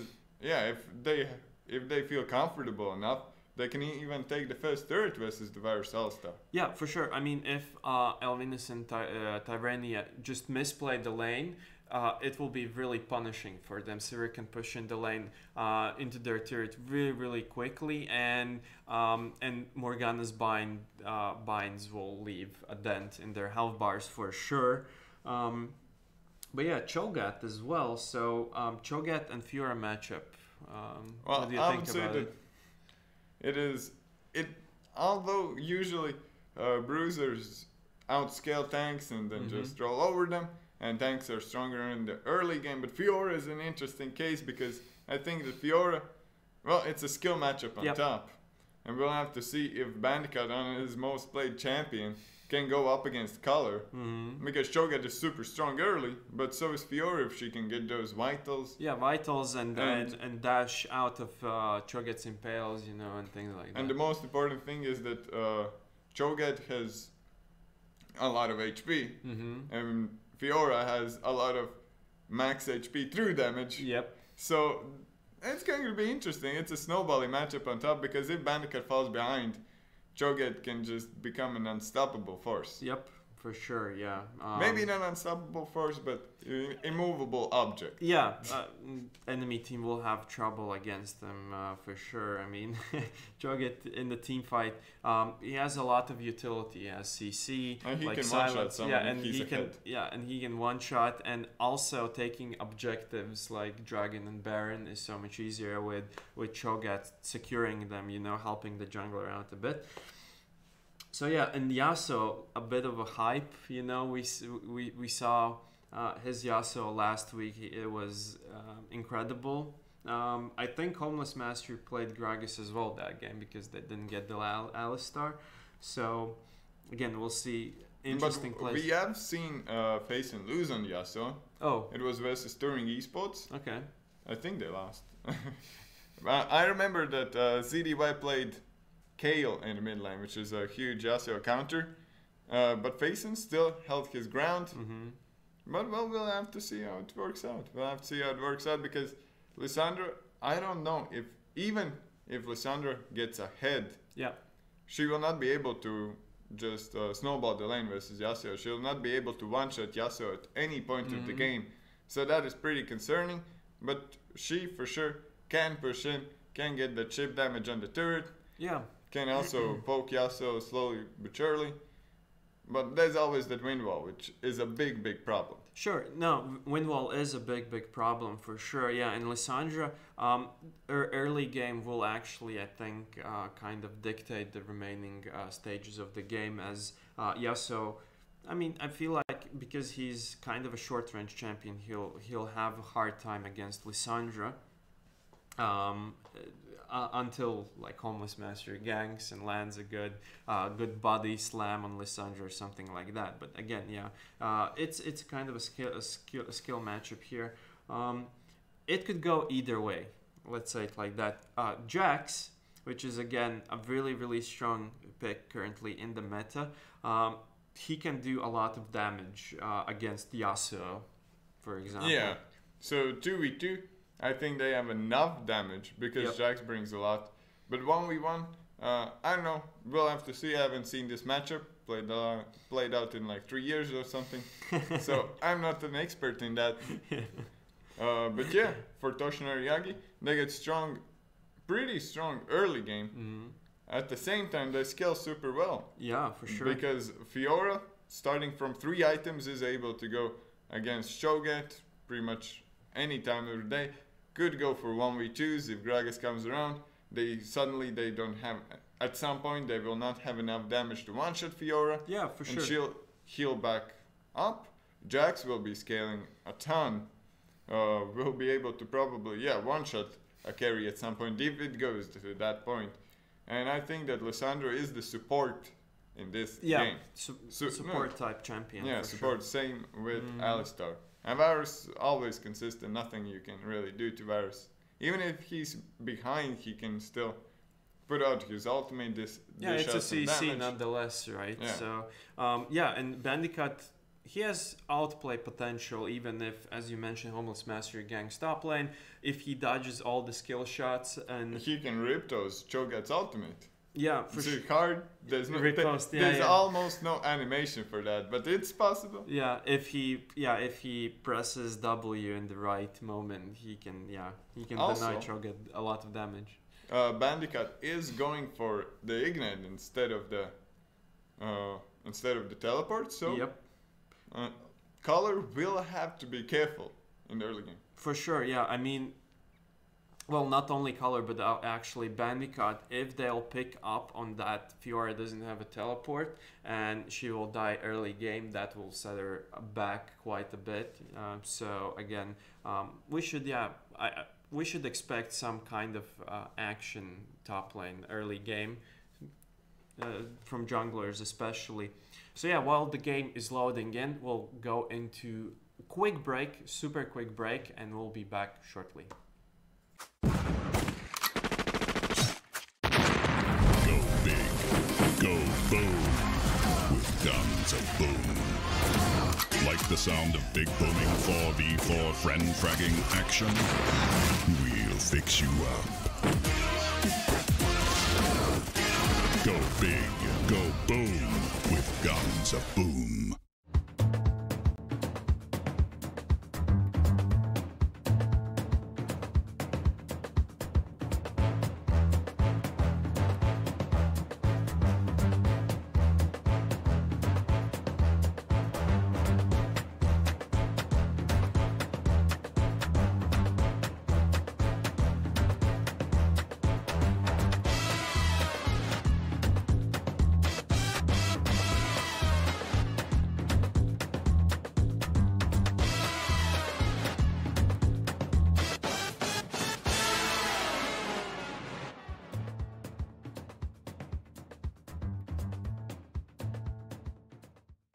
Lešik, butik, jau viss ir redzēts. Thriller, killer, tas viss ir redzēts. Skandāls, secret, viss ir redzēts. Creepy, crazy, jā, viss ir redzēts. Pārsteidz mani. Pārsteidz mani. Pārsteidz mani. Un tagad pārsteidz mani. Lūdzu, jaunā Helio interaktīvā televīzija nomaina Lattelecom ITV. Televizors, tālrunis un planšete darbojas kā viens vesels. Tagad pārvaldi un aizraujies pilnīgi jaunā līmenī. Izklaide progresē. Helio!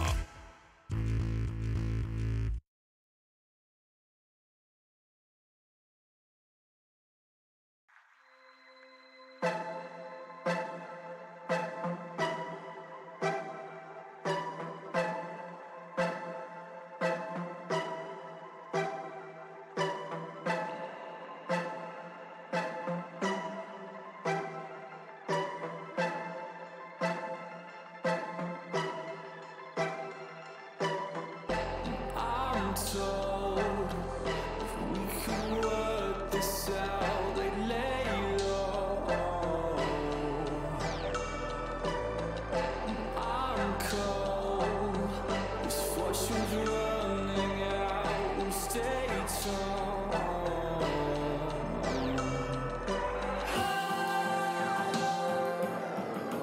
We can change our minds. Hearts beating lies. But I know you're kind.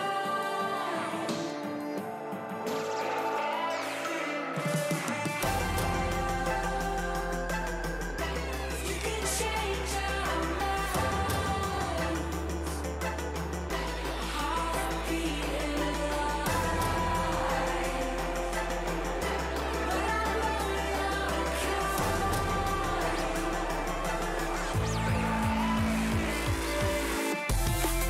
I know you're I'm told we could work this out, they'd lay low. I'm cold, this fortune's running out, we'll stay tall.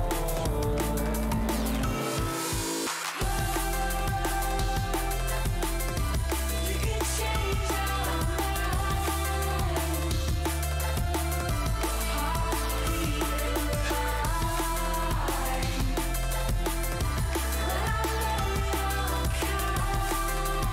lies. But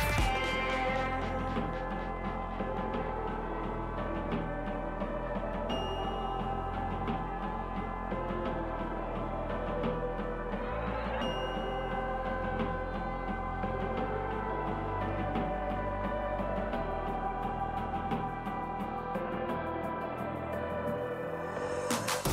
I'm told if we could work this out, they'd lay low.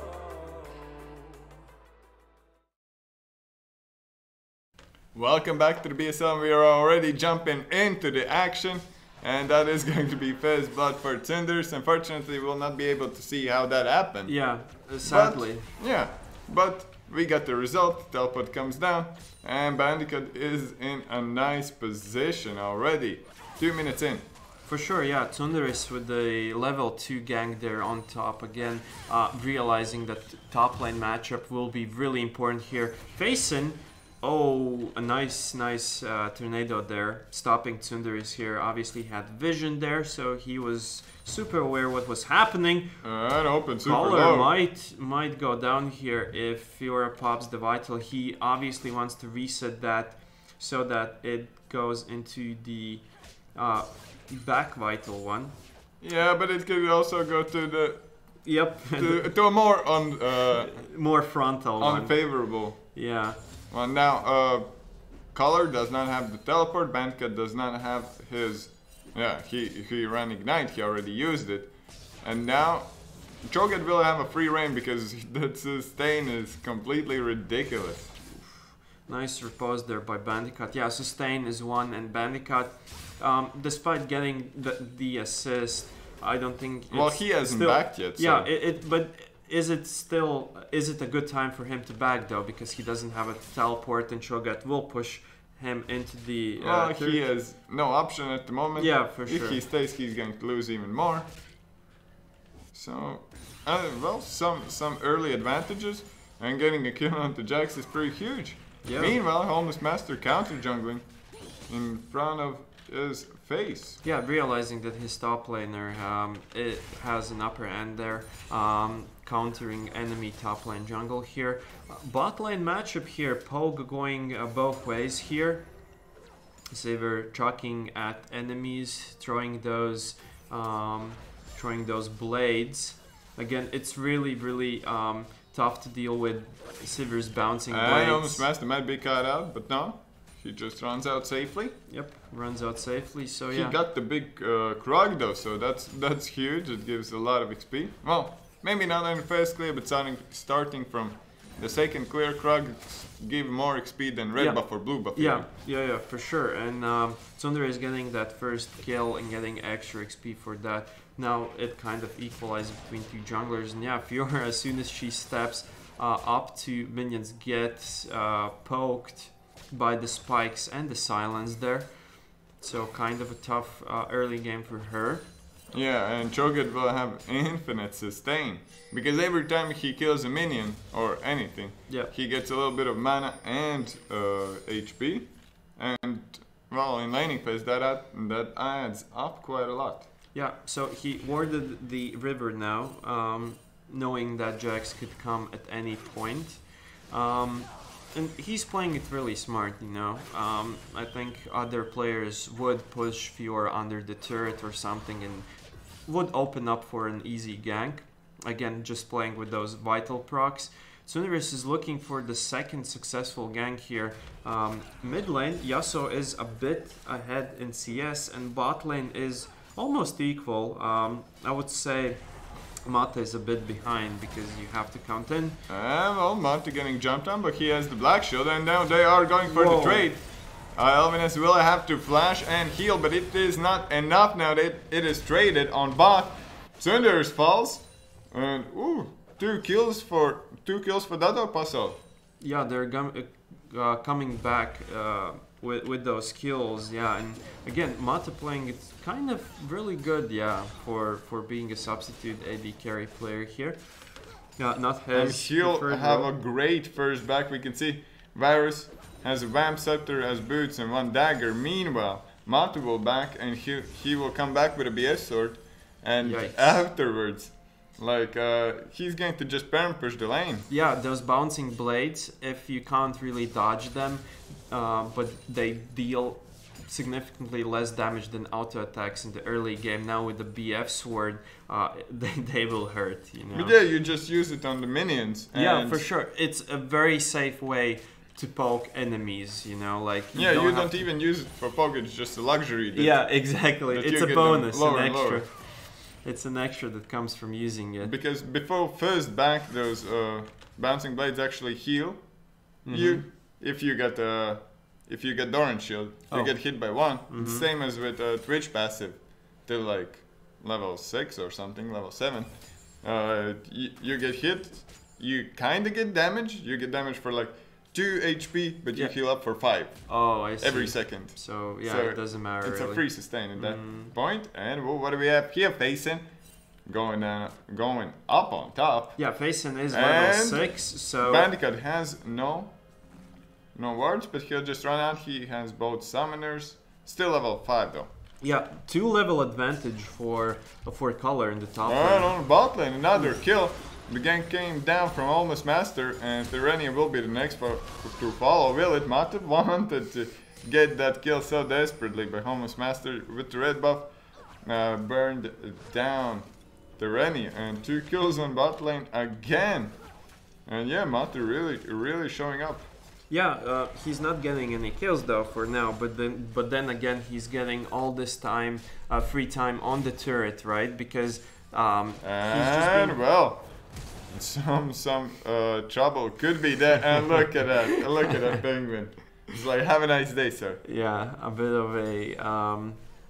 I did not know there was actually an animation. I thought all the emotes were just static.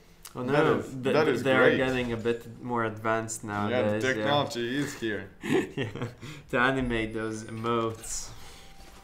So yeah, we can see that Elvinus is playing really safe here. But then again, yeah, as soon as Elvinus and Tyrania go down in the bot lane, because Mata can so easily push in, or is already pushing into the enemy turret, he's just like chucking at the enemy turret as soon as he gets to it. So again, Tsunderis is desperately seeking for one more gank.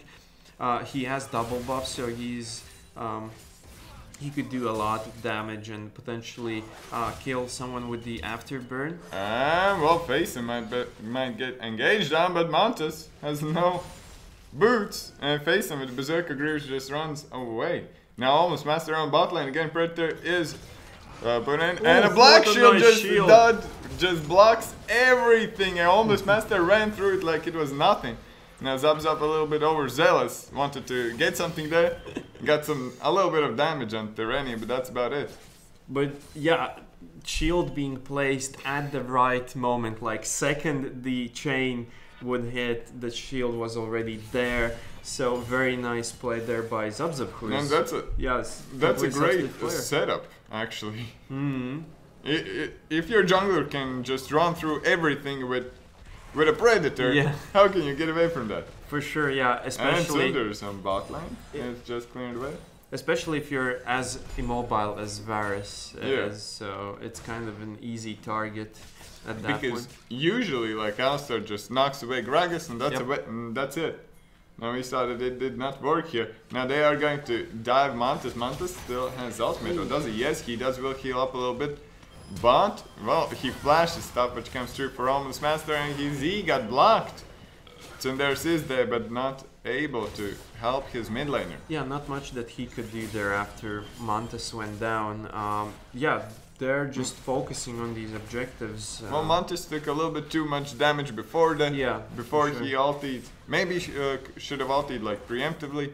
Sure, and maybe then, yeah, Tsunders would have came on time to like stun the enemies who were on Montes at that time. So tier 1 mid turret will go down. So that will open up some map control for Lattelecom here. And that gold lead is just disgusting. Faison is going to back with 2,500 gold. That is almost a Phantom Dancer, but yeah, since he already had a dagger, he has Phantom Dancer. 11 minutes in. Ooh. And Berserker Greaves. Now they are going on to Bandicoot. Bandicoot gets knocked up, gets silenced, get knocked up again. Riptos. Can he get away? He has flash. He will flash, and well, Homeless Master will just clean it up. Nothing that he could actually do there. He got knocked up. He got silenced. Similar story with Sundaris here. But now, yeah, that was interesting because for both of those kills, Color had the feast. Yeah, he did not use it for some reason. Who knows? Maybe saving it up or for what? I don't know. Man. For a caddy minion. You can get a stack off of it, and it does not like stack with. Well, what we have here, Terreni Kara has to use the ultimate, but that is not enough through all the ignites, and well, Faison will get a kill, but here comes Montes. Montes used the ultimate. Faison cleanses it. Nice now can they get it? One more kill on Faison would have done it, but he is already too far now. A big trade coming through. Mato kiting everyone down, and he still wants to go in. He's played with some great AD carries in the past. Gets one kill. Gets 2 kill. Mata, what are you doing, buddy? You're playing so well. Hits every Q, and ooh, if you cannot just lock down Mata, what can they do? Even spell shields. Even the spell shield. Crazy player. Ooh. Really solid play here, and again. And Bandicoot has no Riptos and gets feasted. Here goes the feast that he saved in the previous fight for the clutch moment. That was calculated. Yeah. Absolutely predicted from him, yeah. But again, you don't want to be clumped up against Sivir, as we saw when they were near the blue buff area. Clumped up, Sivir did so much damage with the bouncing blades and with her Q, which deals a lot of damage going in and out, so...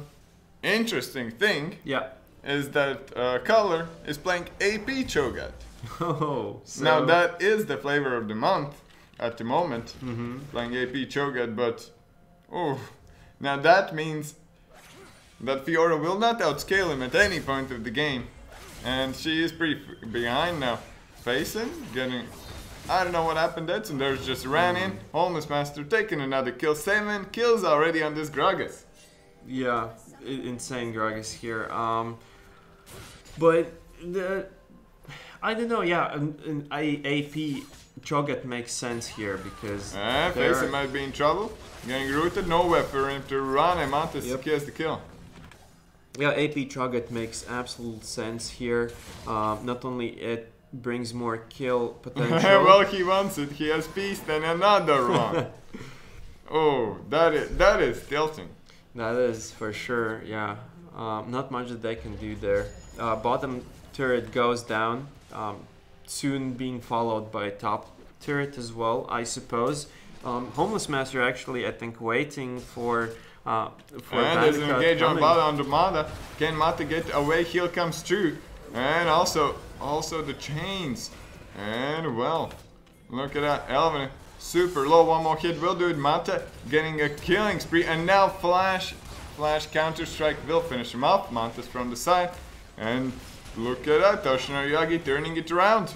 Yeah, nice play by them, grouping up in the right time and getting those 2 kills in the bot lane. Although it was 1 versus 2 trade, they got Elvinas there, but still nice pickup for them.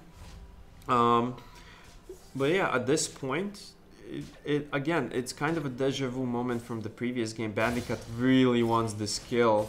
Well, the Grand Challenge has been popped with 2 more vitals, 1 more vital, Flash comes through, and the color will be safe. Yeah, nice play there. But Faison comes down, well, comes top, and will Bandicoot be safe? He doesn't have... He is closing the distance.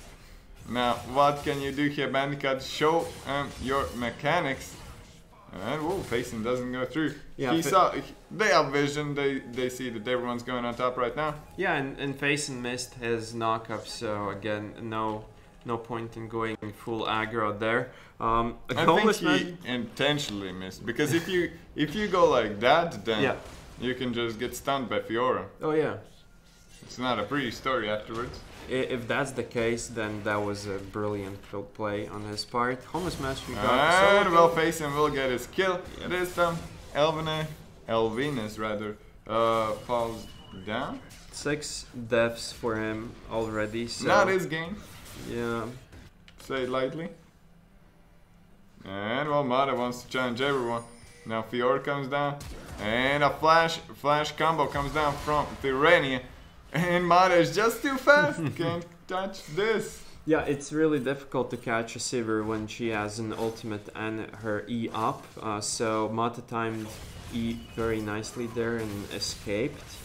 Although he could have. Well, Tsunderis wants to try another go at Faison. He has the red smite, he has the counter strike. Faison does not have the ultimate. Couple more hits will do it. The knockup misses. And Tsunderis with the 1v1 dodges the binding from Zub Zub. And now the backup is here. Tsunderis has to run for his life. Yeah, I think he's kind of good there. His team coming in to help. But then again, Toshinori Yagi can be squeezed in. Homeless Master with a big combo. Mata gets the first kill, gets 2 kills. Now, Tyrani still alive, has the ultimate, but it will not save him for long. And Color getting the kill. Tsunderis still alive. Yeah, I feel like he baited his team into this a bit because it got sandwiched in from 2 sides. And well, how far will they chase him? Will he get away, or will he get a kill off of this? He might actually. Does not come in time. Now it comes. Now Tsunderis has nowhere to run. He'll get knocked up, get silenced, get ignited, and Color claims the kill. Yeah, nicely played there by Zub Zub actually, which is the substitute. Whoa, the max range tornado lands Bandicoot in trouble. There is just nothing he can do. And yeah, he did not expect that to land. There's absolutely no vision in the enemy bottom lane jungle whatsoever for Toshinori Yagi, so I was surprised that he was pushing so far into the lane. Well, at least he got a turret. That's more than what they got in game 1. Yeah. So already, big improvements. But at the same time, 9k behind, 18 minutes in, 19 soon. What do we have here? Homeless Master might get caught out. And big shutdown gold coming down. Oh, was it before already? Oh. Yeah, I think he died once already, so he gave up that. Not Didn't have a chance to ramp up another bounty on his head, but then again, yeah, just putting a lot of pressure Drake up for Dator Puzzle if they want to go for it. If we look at the level discrepancies here, top lane Color being 3 levels ahead of Fiora, that's a huge difference here as well, and Mata being 2 levels ahead. So we can also see, talking about vision and not having vision in the bot side jungle, Bandicoot has put down 4 wards in this game. He has 2 yellow trinkets sitting in his inventory for a while right now. So maybe if he wants to split push, he should put down some wards, and he might get caught out again. Because look at that, he's going in. Okay, he chose the right path this time. Yeah, I don't think they had a clue that they will do that they were doing the Herald, but that was a really nice timing because it was like 10 seconds before Baron would spawn. But yeah, for Bandicoot, instead of those yellow wards, he should pick like Scrying Orb if he wants to split push or something like that. And well, if there are any caught out again. Let's see if he can run away from this binding. Ignite and almost master finishes the deal. And now Zub uses the Zanyas, will get away, and Mata is just plowing at them. Look at that, binding misses. What can they do here? And the ultimate from Lysandra comes through, and look, Actually, it wasn't that. It was really, really closer close than I thought. Yeah, it was much closer. Ace coming in as Faison gets Tsunderis there in the bot lane. So it was actually a nice fight for Torsten or Yagi because they eliminated Mata, who would contribute a lot to pushing down these next turrets for them. But then again, yeah, I mean, they let Elvinus just plow and do so much damage during that to all of them, and yeah, Montes with a nice ultimate as well, so nicely played actually from them, despite being like 10k gold behind. They showed a good fight there. And well, I know the Bandicoot probably knows better than this, but if you ask me, this is not a Fiora build. You go every game or any game. Yep. So that sparks some questions. Yeah. He started building Blade of Drinking for some reason. I don't know. I guess he just wants to, in case some action. Face him with a double ultimate. Look at that, gets one. Will he get another one? Yes, he does. He will trade his life though. But that was 2v3. With Zub just putting down Black Shield, and now Tsundere is getting caught out. Mata goes in, Black Shield comes through. Counter Strike will not go through the Black Shield, but Mata super low. Tyreni gets the kill now, kill bounty on him already. Again, he gives away gold now. Tyreni will fall for the 5th time this game, still alive. And 12 kills for Almost Master on the Gragas. We saw Kazakhs pop up. Yep. Now we see Gragas really just plowing through everything. It looks like any champion in his hands become an assassin with a lot of kills there. 2 for 4 trade there isn't that bad actually for Toshinori Yagi here. They still stop a push from the enemies. Now let's see what can Almost Master do, and he almost one-shots him. He does so much damage at this point. But can he get away? That's the question. Bandicoot Heals up. has flash. And Bandicoot used the Grand Challenge and Ignite. Yep. Got him. That is nice. That is nice. Ignite. First kill for Bandicoot. Hopefully not the last. Hopefully he'll be able to get to those items to really start impacting the game. Now he seems like he is going for Death's Dance, so a super interesting build. Yeah, on this Fiora. But then and a nice dodge for Mantas, but now Tyreni in trouble again, and he will fall. Mata claims the kill. Now they still have Rift Herald, and they will probably put it down pretty soon, since it will run out pretty soon. And here it comes. Yep. Now it should be inhibitor turret for sure. If we look at it HP, it's not the healthiest turret. It's pretty healthy, but after Rift Herald takes a chunk, what was that turret like? Yeah, almost. No turrets anymore. Now Montes falls. Alvinus still alive, gets knocked up. How do facing hits everything? How does that happen? He's just that good, I guess. So they're doing their final push, I guess. Sundaris, for some reasons, not defending the base, but then again, Homeless Master is not letting him back away. So they're just zoning enemies from the fountain. And Maras, be careful. yeah, I think this should be. And we'll all have it a bros. dancing herald here. So, yeah. Nice. Don't see those too often, but again, yeah. Not on my team, at least. Yeah, for sure. So yeah, that was second game of second best of 2 here. Well, Montes goes in, but yeah. Woo! Dancing 2-0 Herald. from Datorpaso, a pretty dominant one.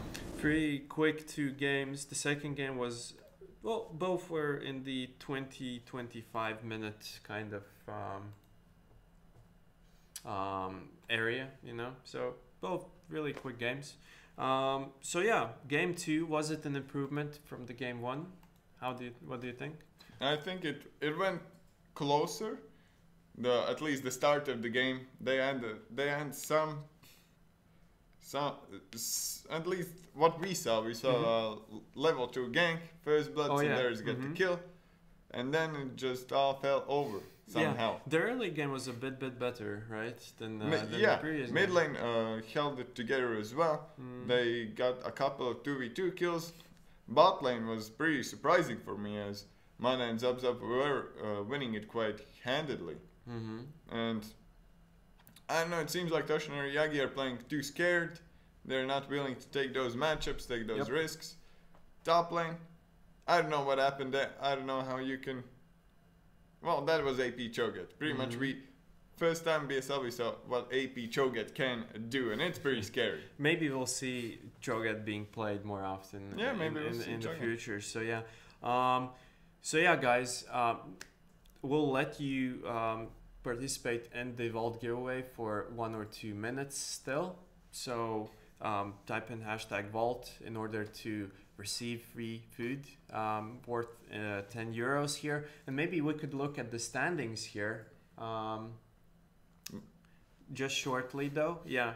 But yeah, after week 6, we already got a steady first place. It could change. Yeah. Someone could overtake them. But I don't know if teams like skill difference can really catch up to get to the top 4.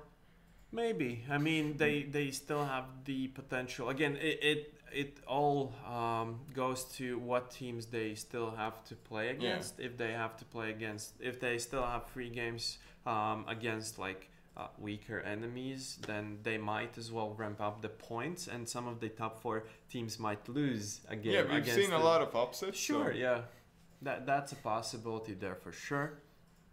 Dator Puzzle gaining those crucial points today for sure. Yeah, it's super important to get a 2-0 rather than 1-1. And with all the upsets, what happened? Yeah, it is really nice to see, because the start for Dator Puzzle, start of the season, the first weeks did not go super well for them. Yeah. Now they're back. Now, let's check the standings. So after week 6. We got Žalgiris as a steady first place with 13 points. Dator Puzzle, after this best of 2, they have 10 points. Then comes Touring eSports with 8. Although they still... Touring eSports with 8. Team P9 with 7 points. Team Coinflip Gaming with 6 points. Then 6th place is skill difference. Iron Wolves on the 7th place, but Iron Wolves still have a lot of games to play out. At least 3 games more, yeah. So, but more potential points to be gained here. Polar Bears there with 3 points, 3 draws, 1 losses for them. Toshinori Yagi, again, they've played as many games as they could, 6 games in, 1 draw and 1 point. Not really going well for them so far. But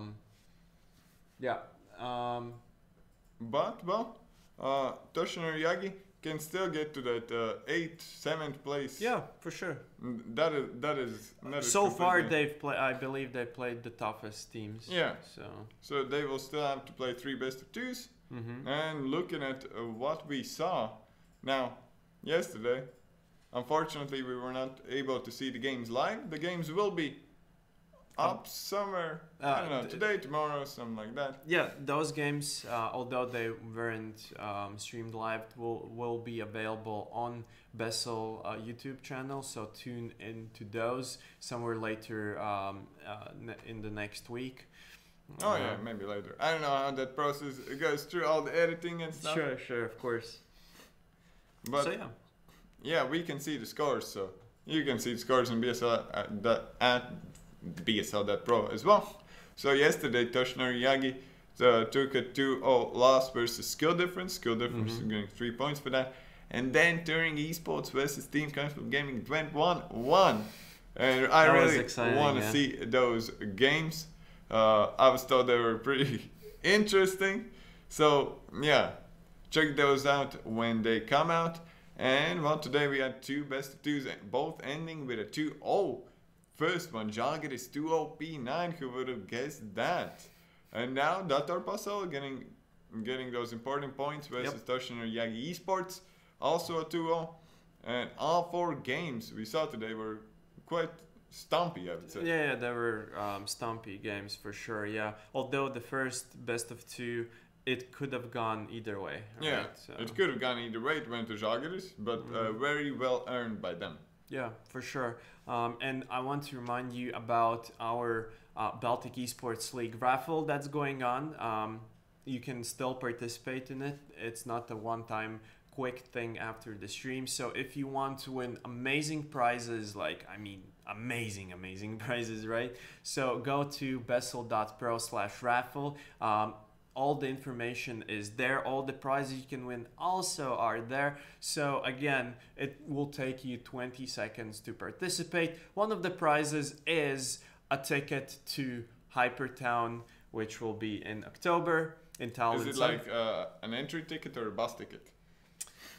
I don't know, actually.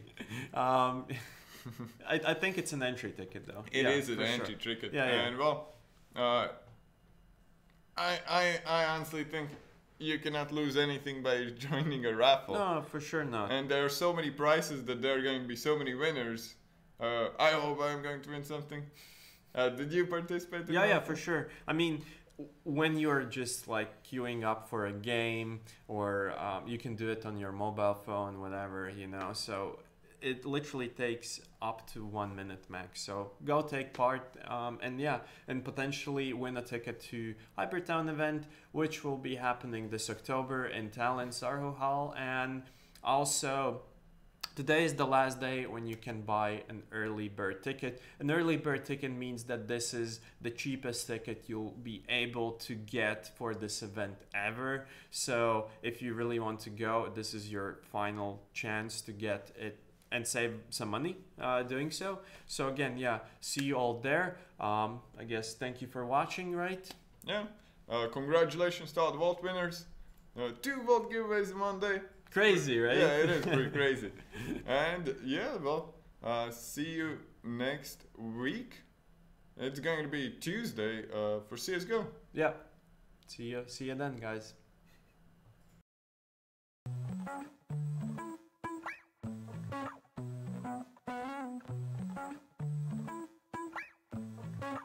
All I wanna do is stay. Here's a little light of mine that I would never dare to find if you and I didn't collide. All I wanna do is stay. You've taken me by surprise. You brought me back to life. You didn't even have to try. All I wanna do is stay. Yeah, I'm flying away to the birds in LA and I won't be back. But I promise to you that the miles in between us will never change.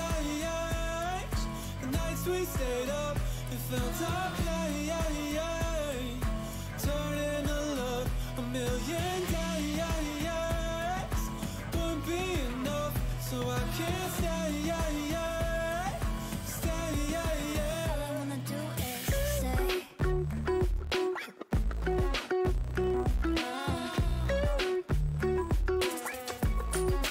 All I wanna do is stay.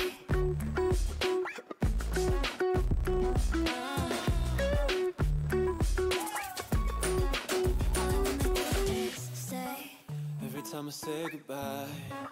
Missing you's hard to hide, but baby, it's worth the pride. All I wanna do is stay. With confidence in your eyes, you've taken off my disguise. I'll never leave that behind. All I wanna do is stay. Yeah, I'm flying away to the birds in LA, and it hurts so bad. But I promise to you that the miles in between us will never change. The nights we stayed up, it felt our pain. Turning to love a million days. Wouldn't be enough, so I can't stay. All I wanna do is stay.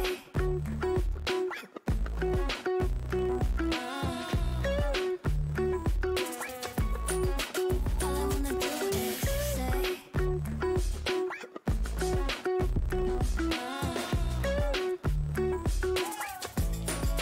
I wish that I could stay.